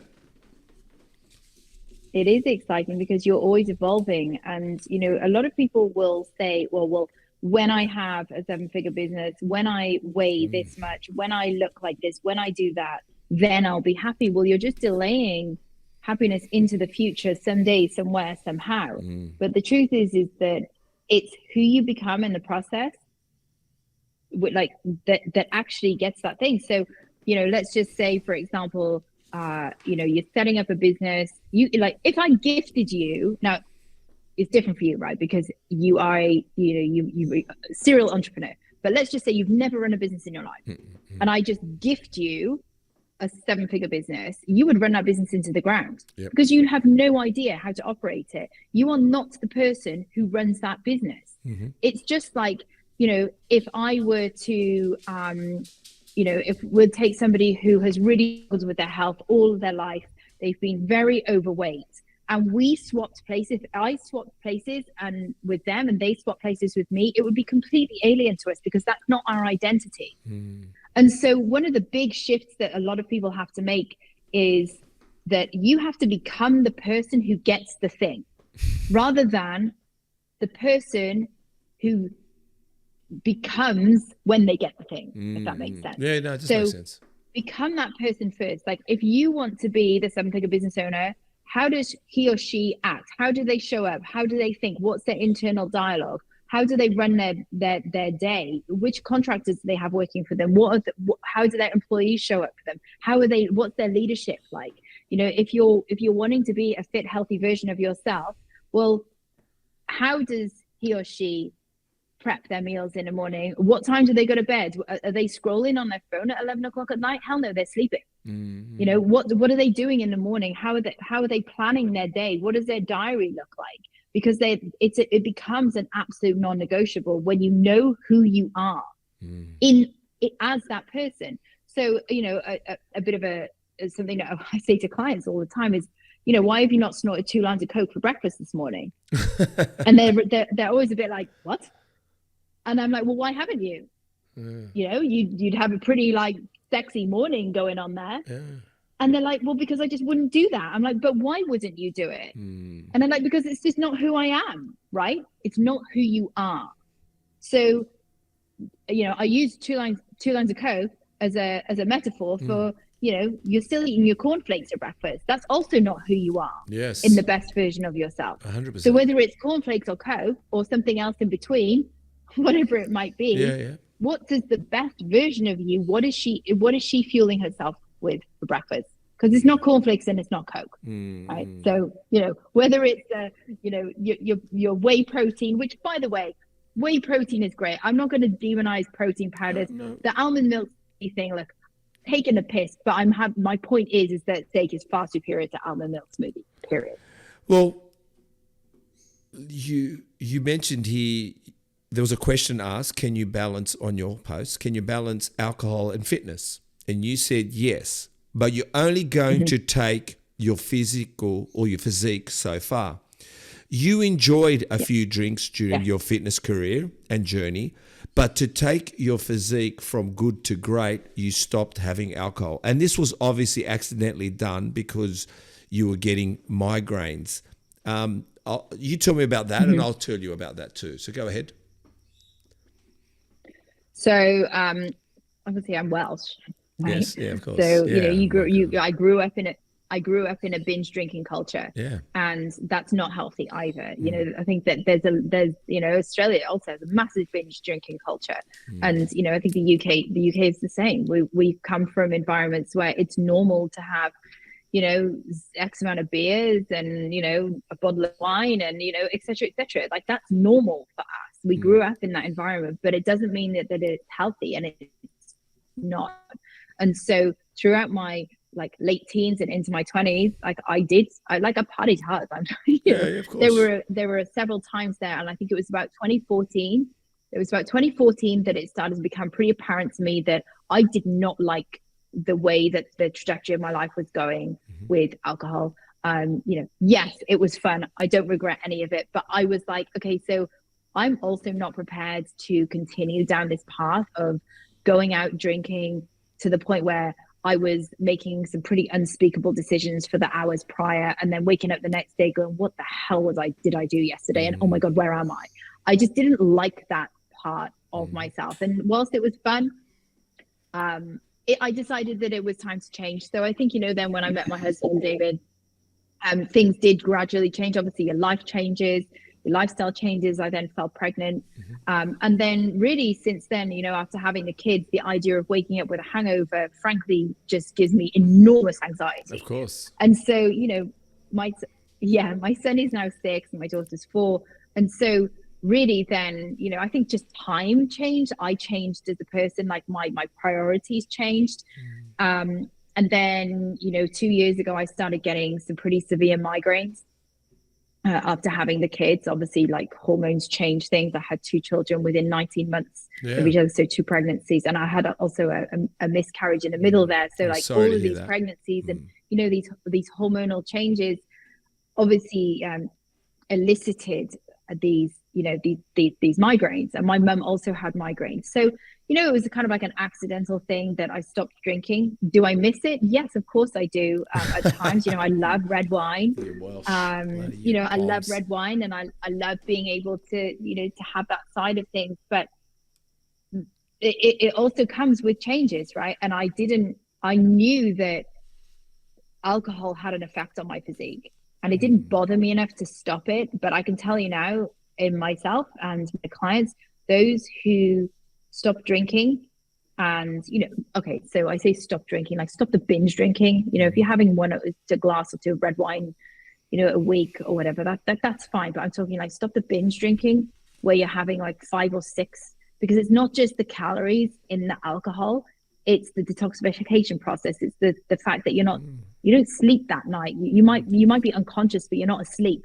And the older you get, it's not just that night, it's the following 2 will sleep. and then you make poor choices with food, and then you don't want to train, or if you do train, you show up, your training session is rubbish, you're feeling tired, fatigued the next day. To me, it just got to the stage where it just wasn't worth it. I had my fun times in my 20s and 30s. I still have a lot of fun times now, and I just do it differently. Are there times where, you know, I feel that, you know, oh, it would be nice to have a couple of drinks now, for sure. But then I think about, you know, well, you know, is it worth the migraine? I think the last time I had a couple of drinks was New Year's Eve. You know, and then it's like dealing with the kids with a hangover, the migraine, etc., etc. So, you know, pros and cons. So yeah, definitely, if you want to take your physique to the next level, like I don't think drinking is going to be part of that. Well, myself, I never had a problem with alcohol, but what I've realised myself, and when I won't say I've stopped drinking, but I have kind of stopped drinking. I'll give you an example quickly. You know, Sydney. I went to the winery. You know, the winery in Surrey Hills. There's a there. I went to the winery. Plus, yeah, I remember it well. Yeah, it's bloody dead, bloody dead. But anyway, having said that, I had a vodka, you know, straight. And I decided, even with my vodka, I said, I'll just put some soda water in it, just to keep me hydrated. So though it looks cool to have vodka and ice with fresh lime, I just said, you know, bugger it, I'm going to put a bit of. So I've changed my way of drinking. So I had a vodka, and then I had a second, and then they said, I was with some people, and they said, let's go to the establishment. You know, establishment. Remember the establishment? Oh. Yeah. So we went to the. Yes. Yeah, I know. I think they got you. I think they got your face up there. What was that? Like, why are you like you're like excavating all of my skeletons publicly? Seriously. Well, I know. Well, I did see your. I know it well. I did just see your photo up there, and I did play homage to it. I did bow to it. I said, "There's Rachel," and I bowed to it. Thank you. Thank you. But the thing was, as soon as I walked in there, you know, we're talking about 55, 2 kids. My daughter's 21, my son's 18. And I walked in there because my friends, the girls, wanted to dance, and I just said, all right, I'll go along. And when I was in there, I looked around, and my friend said, do you want to get a drink? I said, yeah, I'll get a drink. And we went to the bar, and I thought to myself, what am I doing here? This is all I said to myself, what am I doing here? I said, firstly, I looked around the room, and I said, we're outnumbered. There's more guys than girls here. That's one. And I said to myself, I'm here to let the girls dance. The girls want to dance. So I said, you know what? I'll have a soda water, thanks. And that's what I drank, because there was nothing for me else to do. I was going to waste myself out for nothing. Like there was no currency for me to get drunk, if that makes sense. But what I realized, and what I realized as well was if I could be successful and have a good physique and drink alcohol, what would I be like without it? Let me see what this is like. But also what I found was I wanted to know what celebrating was like without alcohol. And I also wanted to know what commiseration was like without alcohol. And what I learnt was there were times when we'd do a deal, me and Chris, or I'd do a deal, and I go home and go, how do I celebrate? Oh, Jesus Christ, I'll have a peppermint tea. But the celebration was still there. What I mean, we did the deal. So I didn't have to drink oblivious. I didn't have to smash myself up. And that's when I realized alcohol as well. I'll give you another example quickly. I've decided I'm single. Okay. I mean, yeah, I'm single. I'm single. I do like this girl, but I like her. So I focus from far, but I don't date. But what I decided was, when I was dating, no more dinners, because alcohol created romance and alcohol created everyone looking like a supermodel. And I said, and we woke up in the morning realizing we shouldn't be here. So I actually took alcohol out and I stopped going on, I stopped going on dinner dates. I said, meet me for a coffee, meet me for a dog. I've got dogs. I'd take my dogs for a walk. I just knew alcohol created blurred visions and actually worked, and it didn't allow me to be sad and to truly be sad. But it also didn't allow me to understand what joy was because I was suppressing it with alcohol. So what I've realized is, to me, alcohol, again, I told you I went to one of your watering holes, the winery in Surrey Hills. But I was watching people at the dinner table and I saw them having a third and a fourth and a fifth. And trust me, they started looking uglier and uglier, and acting uglier, eating uglier, looking up. They looked uglier in their clothing, where I felt slick. I felt in control. I could hold up conversations. I mean, and that's why I do believe, as I mean, my kids are young, they're drinking, but I do feel like we can set a good example, and as well, I think we have better chance on making better decisions, I suppose, by if there's got to be a point where you need to say to yourself, how do I treat alcohol as a delicacy and not as, a reward or a suppression or whatever it is, because alcohol is not supposed to be your reward. You didn't far out. I just closed a $250,000 deal. Let's get drunk. I mean, that's maybe go and have a good steak with no alcohol. Right. You know what I mean? That's how I feel. Eating alone. You think it's not good to eat alone. Is that true? That is true. If you have a family, you shouldn't be eating alone. And I think we bring back family meals where we can. Yep. And, I think a lot of women, especially from the dieting world, the dieting industry, they're having to make separate meals for themselves rather than their family. And if you're having to make, a meal for the kids, a meal for your husband, a meal for yourself, that's not how this works. We've got to incorporate nutrition in a healthy way so that the family can sit down together. And I believe that, it's not always possible, right? Kids have different schedules and everything, but where you can, you should be sitting down and eating as a family. And exposing, thank you for sharing that. And there's a few more bits and pieces that we'll cover quickly before we go over the body and wrap this up, but we could talk forever, I guess. Exposing the treadmill myth and the common misconception women make when coming to the gym and spending all this precious wasted time on the treadmill. Tell us more. Well, I think a lot of women will end up in a cardio room because the weights room can be a fairly intimidating place to be. And, try so hard to, welcome women into the weights room. And, what you've got to understand is with the weights room is that most people have no idea what they're doing. As an experienced trainer who's spent years and years and years in various different gyms all around the world, there are very few people who actually know what they're doing in a weights room. And as a woman, if you walk into the weight room, you don't know what you're doing, you can ask somebody. Like, everybody would be more than willing to help. And so I think it can be it can be an intimidating place to be when you've got some pretty jack guys and they're making all sorts of noises and throwing weights around. Like, it's actually like those are probably the best people to ask for help from. And so, I don't blame them that they just end up on the treadmill, but it frankly is a waste of time. If you're going to go for a walk, at least go for a walk outside. And this brings me back to the cardio thing earlier of, well, why do most women go to the gym? And it's because they come with this like shrink and lose mentality of they just want to burn as many calories as they can and therefore lose weight, when actually you want to come to the gym with a strength mentality of building as much muscle as you can and getting strong, because not only is that empowering physically, but then that also translates to mental and emotional health as well. So, the whole like treadmill thing, well, I think it's a waste of time, honestly. But no exercise is bad exercise, right? So if it's a case of, you're coming to the gym and that's what you love doing, well, then good for you. But, all say that is what you're doing working for you.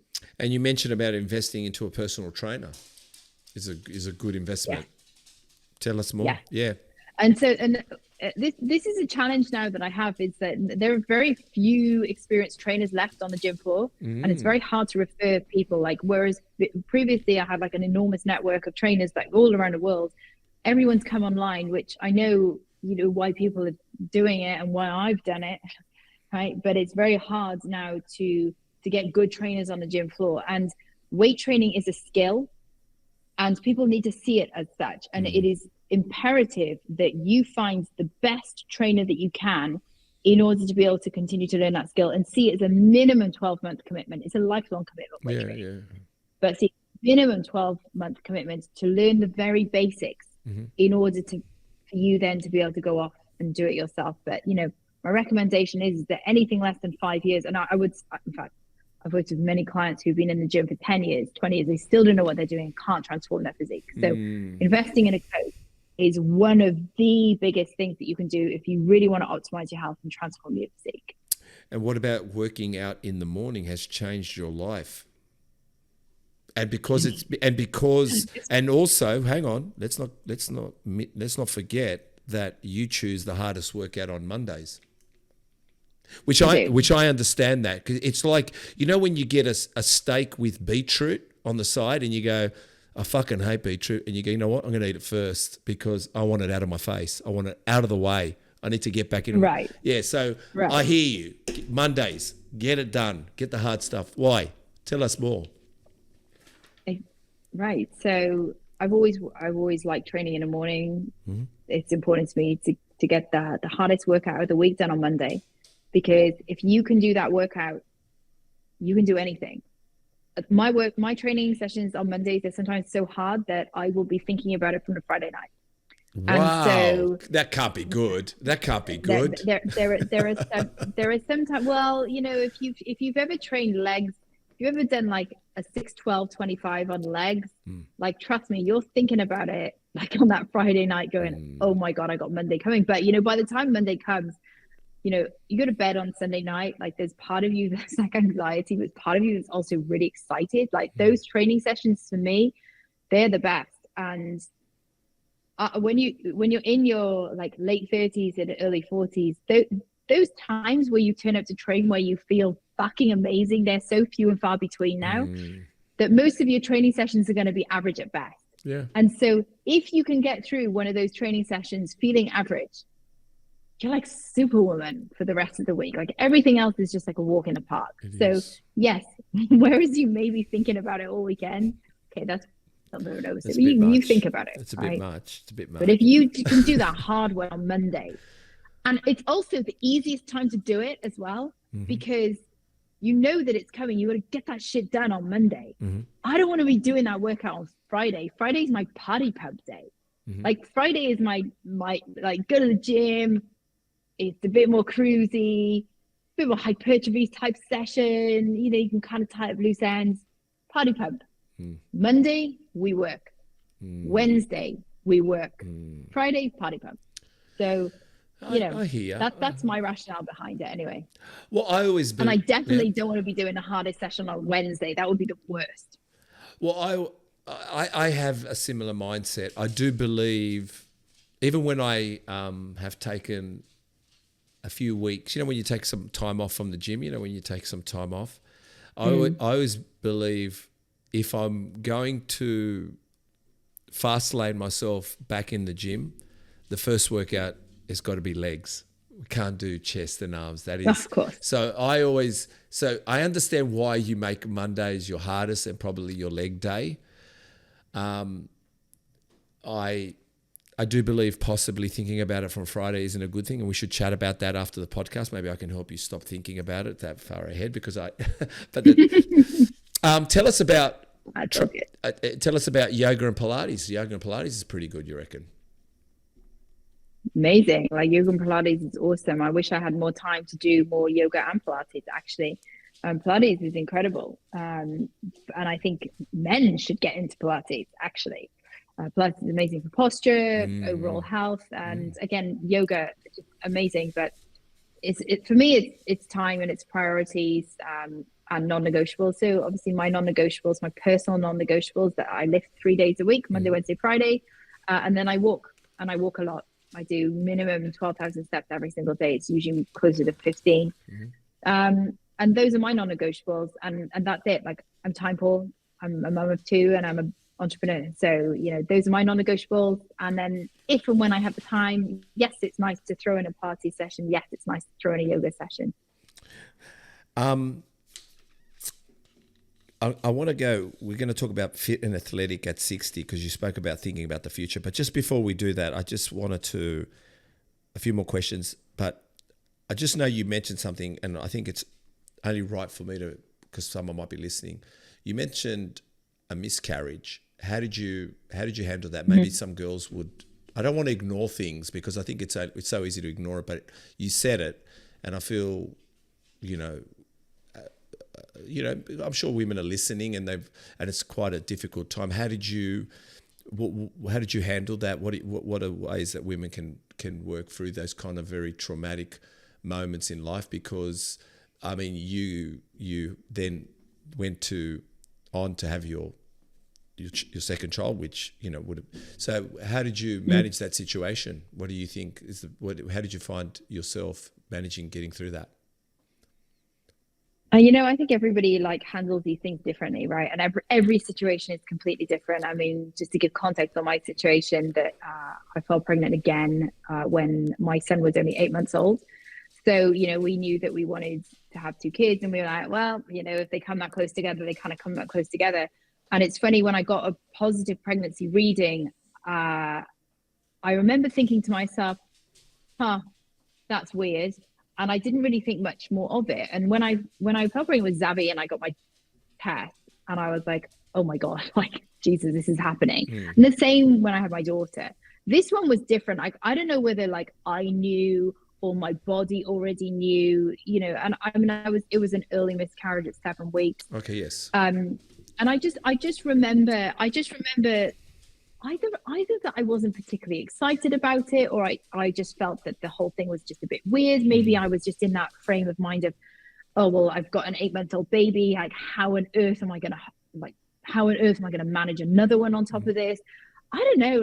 I didn't really feel much into it. So what happened was, I found out I was pregnant, and then I had flown to Switzerland with my son, and he was 8 months old, and I was actually skiing. And I remember coming back, one morning I woke up and I was like, I feel a bit weird today. And then obviously it was a natural miscarriage, and I just called my husband and I was like, hey, we ain't having this baby, I miscarried. But I feel like it was so early on. And because Zavi was so young, I don't know, it didn't traumatize me the way that, miscarriages can be so traumatic. I think, if you have struggled for so long trying to fall pregnant, and I know friends of mine who have multiple miscarriages, if you have later term ones, obviously they are so much more traumatic. Yeah. But, it was one of those things that just happened, and, for whatever reason, I don't know. And so we then decided to wait, because, I don't know whether it was the fact that I was so early, in the postpartum phase, only 8 months. We just wait another couple of months, and then when my son was 12, and tried again and hit first time. So that's the way sometimes the universe works. So for me, it wasn't a particularly traumatic experience. That's not to take away from the fact that it can be very traumatic for some people. Well, I thank you for sharing that, but I thought possibly we would, and it seemed like you were just in the midst of trying to get used to being a parent, a mother, and so I had no idea what I was doing. You couldn't even comprehend that you were pregnant because the first one was the role. So that makes sense.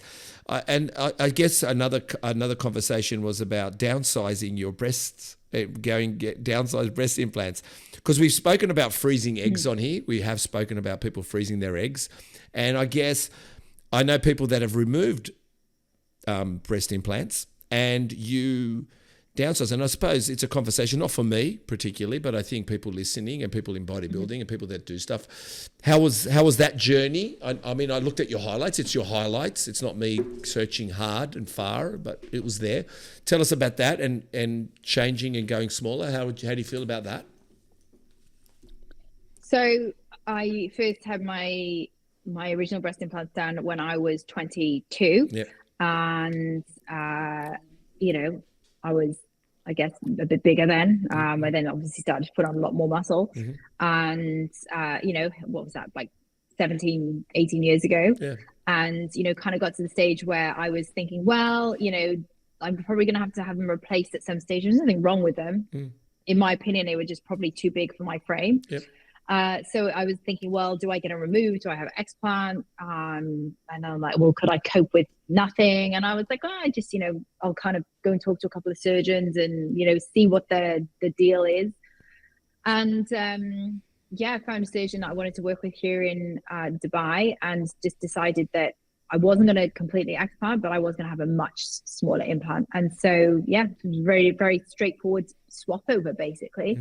And, I think for a while there, I didn't realize how much I used to hide my boobs because I felt that they were very big. Okay. And I didn't like, when I was wearing like white singlets and stuff, I didn't like how big they looked. And so it was, and of course, I'm like, I felt pregnant, and then, breastfeeding the kids and stuff. And, then they become enormous, right? And then they kind of shrink back down again. And, it kind of got to the stage where, I had that period in the middle there where I was like, well, it's not a priority for me. So, I won't wear low cut stuff, and I won't, I'll just keep them hidden. And then it kind of got to the stage where, children are a little bit older now, and, I don't have toddlers crawling all over me all of the time. And, it's something that I wish I'd done earlier, to be honest. But then when would I have had it done? I wasn't going to get it done before I had the kids. And so, it is what it is. I guess divine timing. So, just a lot smaller implant, I guess, more suited to my frame now. I'm not quite as strong as I once was, not quite as big as I once was. But yeah. No, well, I'm sure. How that came about. Yeah, no, it's been a lot of conversations I've noticed in the fitness world. Trust me. I mean, it is what it is, but especially in the fitness world. And I think women, do you know, even guys, we want to learn. I do want to learn. I've got a daughter. I mean, the only way I learn about women is women telling me about women. I mean, how do I learn about women? I mean, I can't. Actually, my daughter woke me up to everything about girls, and I was kind of thinking it's a bit late now. Ruby, her name's Ruby, but we're getting there now. She's 21, and I just so lucky to have a daughter. Chris Hurst. Yeah. I lost my breath when she was born, and I can see her later, and I still lose my breath. It's just incredible. It's just amazing having a daughter. It's quite. I think you just learn. I think it's just amazing. I won't go into it too much more, just in case it sounds corny. But I just find like firstly, my son took all my rights, the bastard. He's taken all my rights. He took the hugs, he took the kisses, he took the hot meals. Yeah. I mean, the bastard took everything from me. I mean, God's sake. But my daughter, at least she can put up with me. But that's another story. Chris Hurst's book says, we're going to talk a little bit about business, and we're going to talk about your business, and then we'll finish up. Chris Hurst says, no bullshit, the No Bullshit Leader. This is a Chris Hurst book you recommended. If you're 70% of what you need, if you have 70% of what you need, the information needed, you need to take action. If you don't take action, you're too late. Too many people are afraid of failing. That was your words. Mm-hmm. Yeah. So that book is really good. No Bullshit Leadership by Chris Hurst. It was actually I misquoted that actually in that video, but it was actually a quote by another chap, Colin something or other. And Chris used it in there, and it's a really good quote for basically saying stop overanalyzing and do shit. I was talking to my dad. We went on a hike when I was in Switzerland over the summer, and one of my dads said, "Do you deal with a lot now with people who are just afraid to make decisions, like just they're searching for more information all the time?" I said, "Yeah, Dad, there's a word for that. We call them overanalyzers. Always asking the what if questions, and yet not." The only way that you're going to get an answer to a what if question is to do the thing. Because then when you do the thing, you have more information presented to you, and then you can make better informed decisions. But the issue is that people are wanting to know how, when, what, why, all of those questions before they even think about moving the needle. if you've got 70% of the information, you need to move, and you need to move quickly, because you're either going to move or you're going to get pushed. So you better move, because then that's on your terms rather than being pushed, and who knows where you're going to land. Well, but you also mentioned, because you are an entrepreneur, and I want to know a little bit, you mentioned that you are, I'm trying to find it. Let me just see if I can find it. You are a counter and calculated risk taker. Can you explain what that is? Yes, what did I say? I was a calculated risk taker. You said this is your audio that you sent, that I quickly listened before we got on the podcast. A counter. And and calculated and calculated. Sorry, you just froze there for sorry, are we back? I say calculated risk. Yeah, a counter and calculated. Sorry, say that again. I lost you then. A counter and calculated risk taker. Yeah. So here's the thing. You risk that yeah. So I'm very measured in my risk taking. But a calculated risk that I didn't calculate. The risk that I took when I met my husband, actually. When I met David, I was living in Sydney in 2015. I had been in the UK teaching, and we met in a gym, and we didn't date. We talked for 10 minutes, and I knew. And so I went back to Australia. Yeah, go on. Packed up my bags, and I moved in with him. Wow. Less than a month later. And so I remember flying back in. I flew into Gatwick with 2 suitcases, my laptop, and I was like, "What the fuck am I doing?" Yeah, I love it. But I figured I have a motto that I live by, which is no regrets, just stories. And I was like, well, if nothing else, like, he's hot. It's going to be a good story. Yeah, I can always go back to Australia. I've got permanent residency. I've got citizenship. So, I can always go back. So, as they say, the rest is history. I didn't go back. He proposed to me 6 months later, and then I married him within a year. And then we had kids. And here we are now, 9 years later. And the rest, as they say, is history. So that was a risk that was not calculated. It was one of those gut feelings that you just go because Excuse me. I think that, and before we go over the body, I'm going to finish with this kind of story. You mentioned fit and athletic at 60. You still want to be skiing at 60. And the shift that, does this happen to people that are over 40 or people thinking about what they're going to be doing 60, 70 and 80? Do you think, well, I'll just say this and then I'll let you finish a little bit about that question. My ex-wife's grandmother said to me once when I was in my 20s, she goes, Steve, what you reap in your 30s is the hard work you did in your 20s. And what you want in your 40s is the hard work you do in your 30s. And if you want your 50s, it's the hard work you do in your 40s.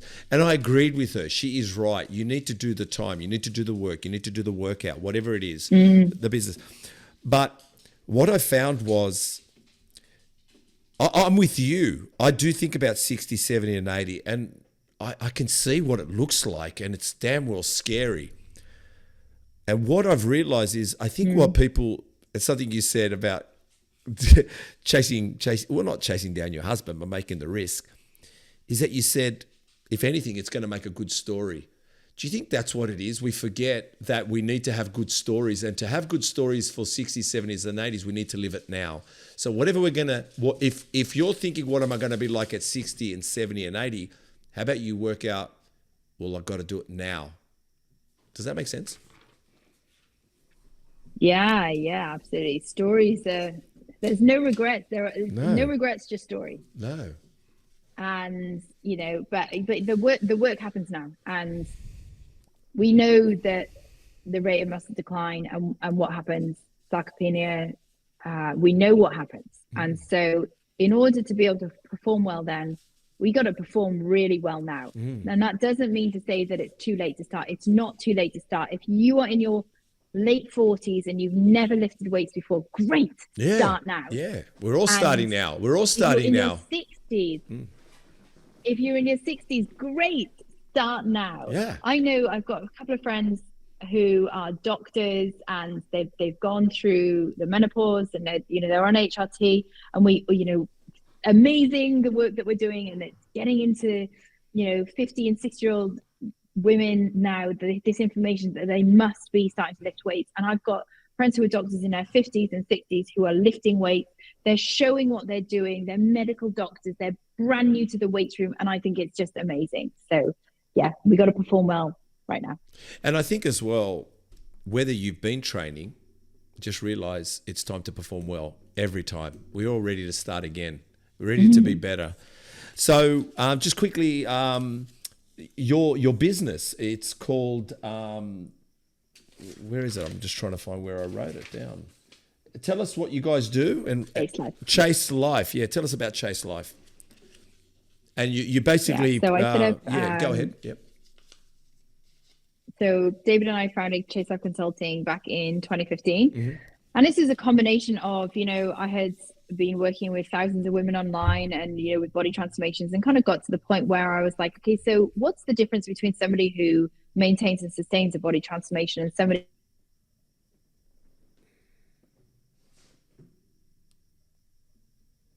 NLP training back in 2015, and when I met David, and he'd actually already been working in that industry for 15 years. Yep. So when I met my husband, I also met my business partner. Yes. And so I brought him into the business and, joined forces. His specialty was actually working in chronic fatigue, anxiety, depression. So a lot more of the clinical side of things. Obviously, my background being in health. David also has, he was also a former personal trainer. So basically merging our two worlds together. And that's where Chase Life Consulting was born. And so now we help entrepreneurs and executives, high achievers, really merge the world of personal success with professional success. Yes. Because a lot of people professionally do very well, but it's at the expense of their health. So we now merge the two worlds together, because the reality is that health optimization is one of the best things that you can do as an entrepreneur. And if you want to perform better, be able to access information more quickly, be more decisive, less brain fog, to make high-level decisions, to problem solve more efficiently and effectively, you've got to be healthy, mentally, physically, and emotionally. So in order to be able to do that, we have to optimize health first. And then, of course, we accelerate your business. It's amazing, isn't it, that they can be so successful, both monetary-wise and business-wise, but when it comes to their health, they're not that successful. And you're probably bringing that to the forefront for them, which is great. Hi, Yvonne here. I'm thrilled to be working with Steve from Muscle Talks. Please go to rockcreek.com.au and join in on the collaboration with Steve, and use your Muscle Talks 10 discount code to buy any products that you'd like. Do you mind if we quickly go over the body and you give us an exercise and sets and reps? Sure. Okay.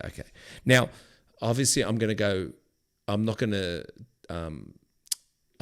to not mention exercises because of gender or anything. So we're going to go like it's any bodybuilder going for the whole body. Traps. Do we train traps? No, that's okay.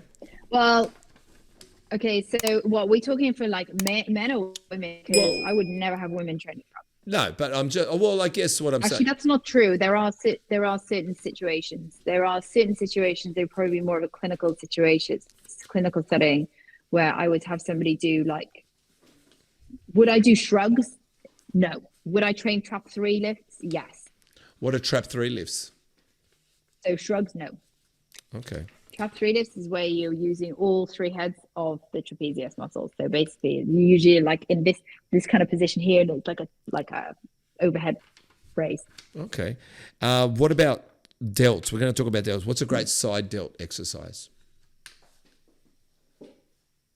Oh, God, we can't beat lateral raises, can we? And, I think here's one thing that if you want to grow delt as a woman, I think the bench press is actually underrated, because the stronger you can get your bench, That then carries over to an overhead press, which then carries over to dumbbell pressing and then lateral raises. Like, let's be honest here, you need all of them. You don't have to bench, but I like a bench, particularly if somebody's a more advanced trainee. But I really like a dumbbell press and straight lateral raises.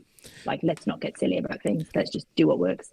Does that also help the front delts by the bench press you're talking about as well? Maybe, yes. I mean, everything's involved in that, right? That's right. But I think, it's more like one of the reasons why people struggle to grow their delts is because their shoulder stability is so poor. Everybody looks at the front of the body, like, what about the back of the body? That's why I like going back to training traps. That's why, like, if we're going to train traps and rhomboids, that then carries over to delt development. So we really have to look at like the whole shoulder complex, because so many people have got terrible like rotator cuff strength, they've got really weak delts, they've got really weak rhomboids, really weak trapezius, and then wonder why they can't grow their delts. And they've also got terrible posture. So we need to fix all of those things in order to then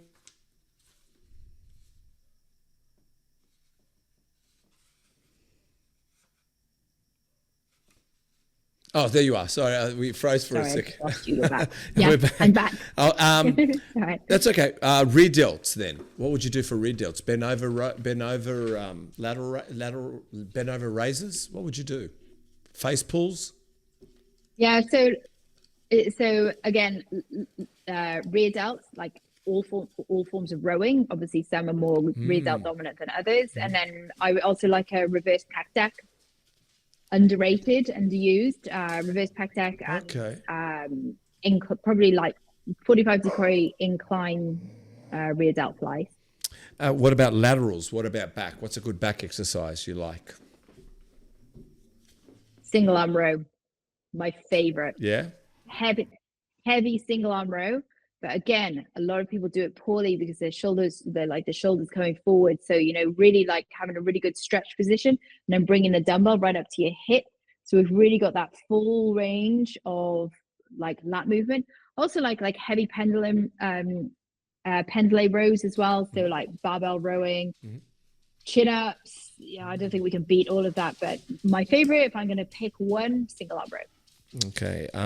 Chest. What's a good chest exercise? Oh, men, like incline dumbbell press.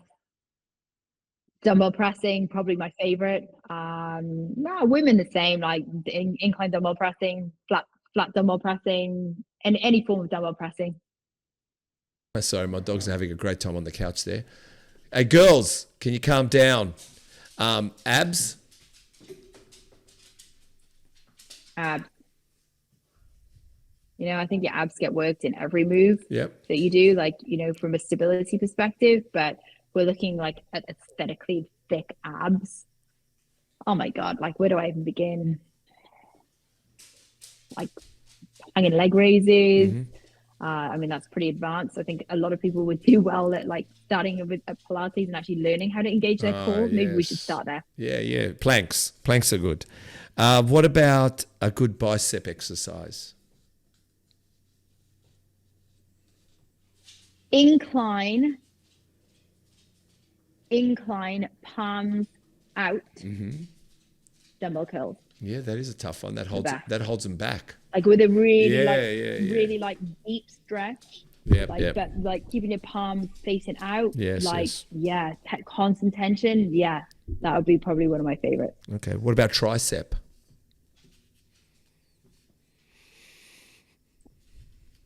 Well, depends if we're training long head or short head.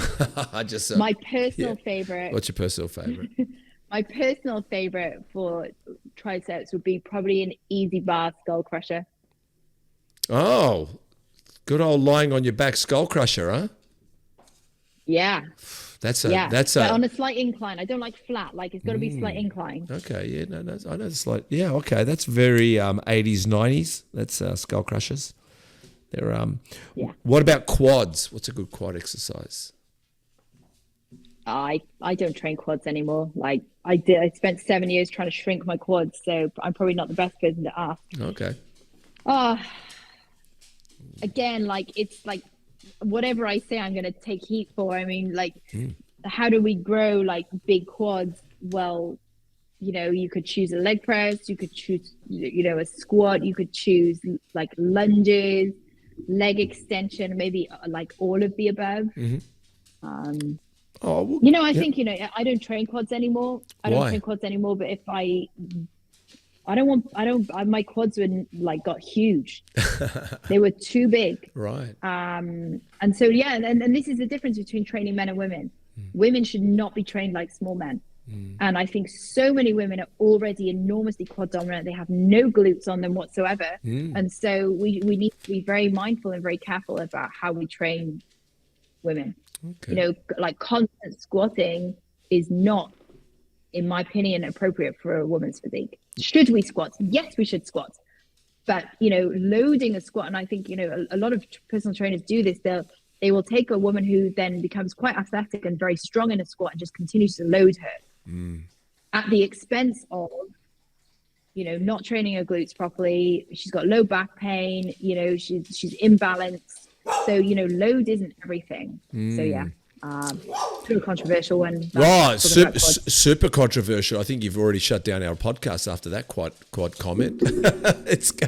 They're gonna say, what? Not train quads? Who the hell is she? And that's so wrong. But yeah, no, I'm listening to you. Well, let's go with hammies. What's a good hammy exercise? Romanian deadlifts and lying leg curls. Okay, yep. And probably my favorite. Yep, all right. But let's go with the glutes. What's a good glute exercise? I mean, you've got to train the glutes from all angles, right? So Romanian deadlift, amazing. You know, so you got your hip hinge. You got your hip hinge exercises like, you know, your Romanian deadlifts, your back extension, your Bulgarian split squats, hip thrusts, glute bridges, and then I would add in there probably some cables as well. So, you know, cable kickbacks and glute med cables. So just kind of kicking out to the sides, and you need all of them, honestly. And then you've got variations as well. So you've got variations like a step up, making sure that your shin is vertical and your body is really leaning forwards, because the more you can lean forwards and keep your shin vertical, the more glute it's going to be. And so this is the difference between training for quads versus training for glutes. And I think the thing is that so many people don't know this, and so they're doing things like step ups and they're doing things like reverse lunges, they're doing Bulgarian split squats,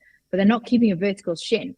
And so if you keep a vertical shin, you're shifting the emphasis and the line of force more into the glutes rather than training the quads. So it's small things like this which make an enormous difference to somebody's physique. I was just going to say, I hope we have mentioned that you are a qualified physiotherapist, and then you studied at Sydney. What did you study at Sydney University again? You studied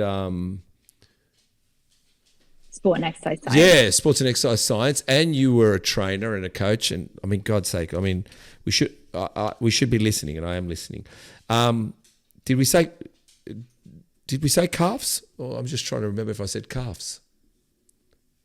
No, we haven't talked about calves, but calves I would train in two ways. I would train knee flex and knee extended. So I would do standing calf raises and all of that. And then I'd also train a soleus. So with your knee flex, so kind of like the seated calf raise, if you like. And then I think as well, calves, we got to take care of the Achilles. So I like small jumping movements. So I like to train the Achilles. Again, it depends on what somebody's training for. So is it a man? Is it a woman? Are they an athlete? Do they have injuries? There are so many variables in there. Well, I think we've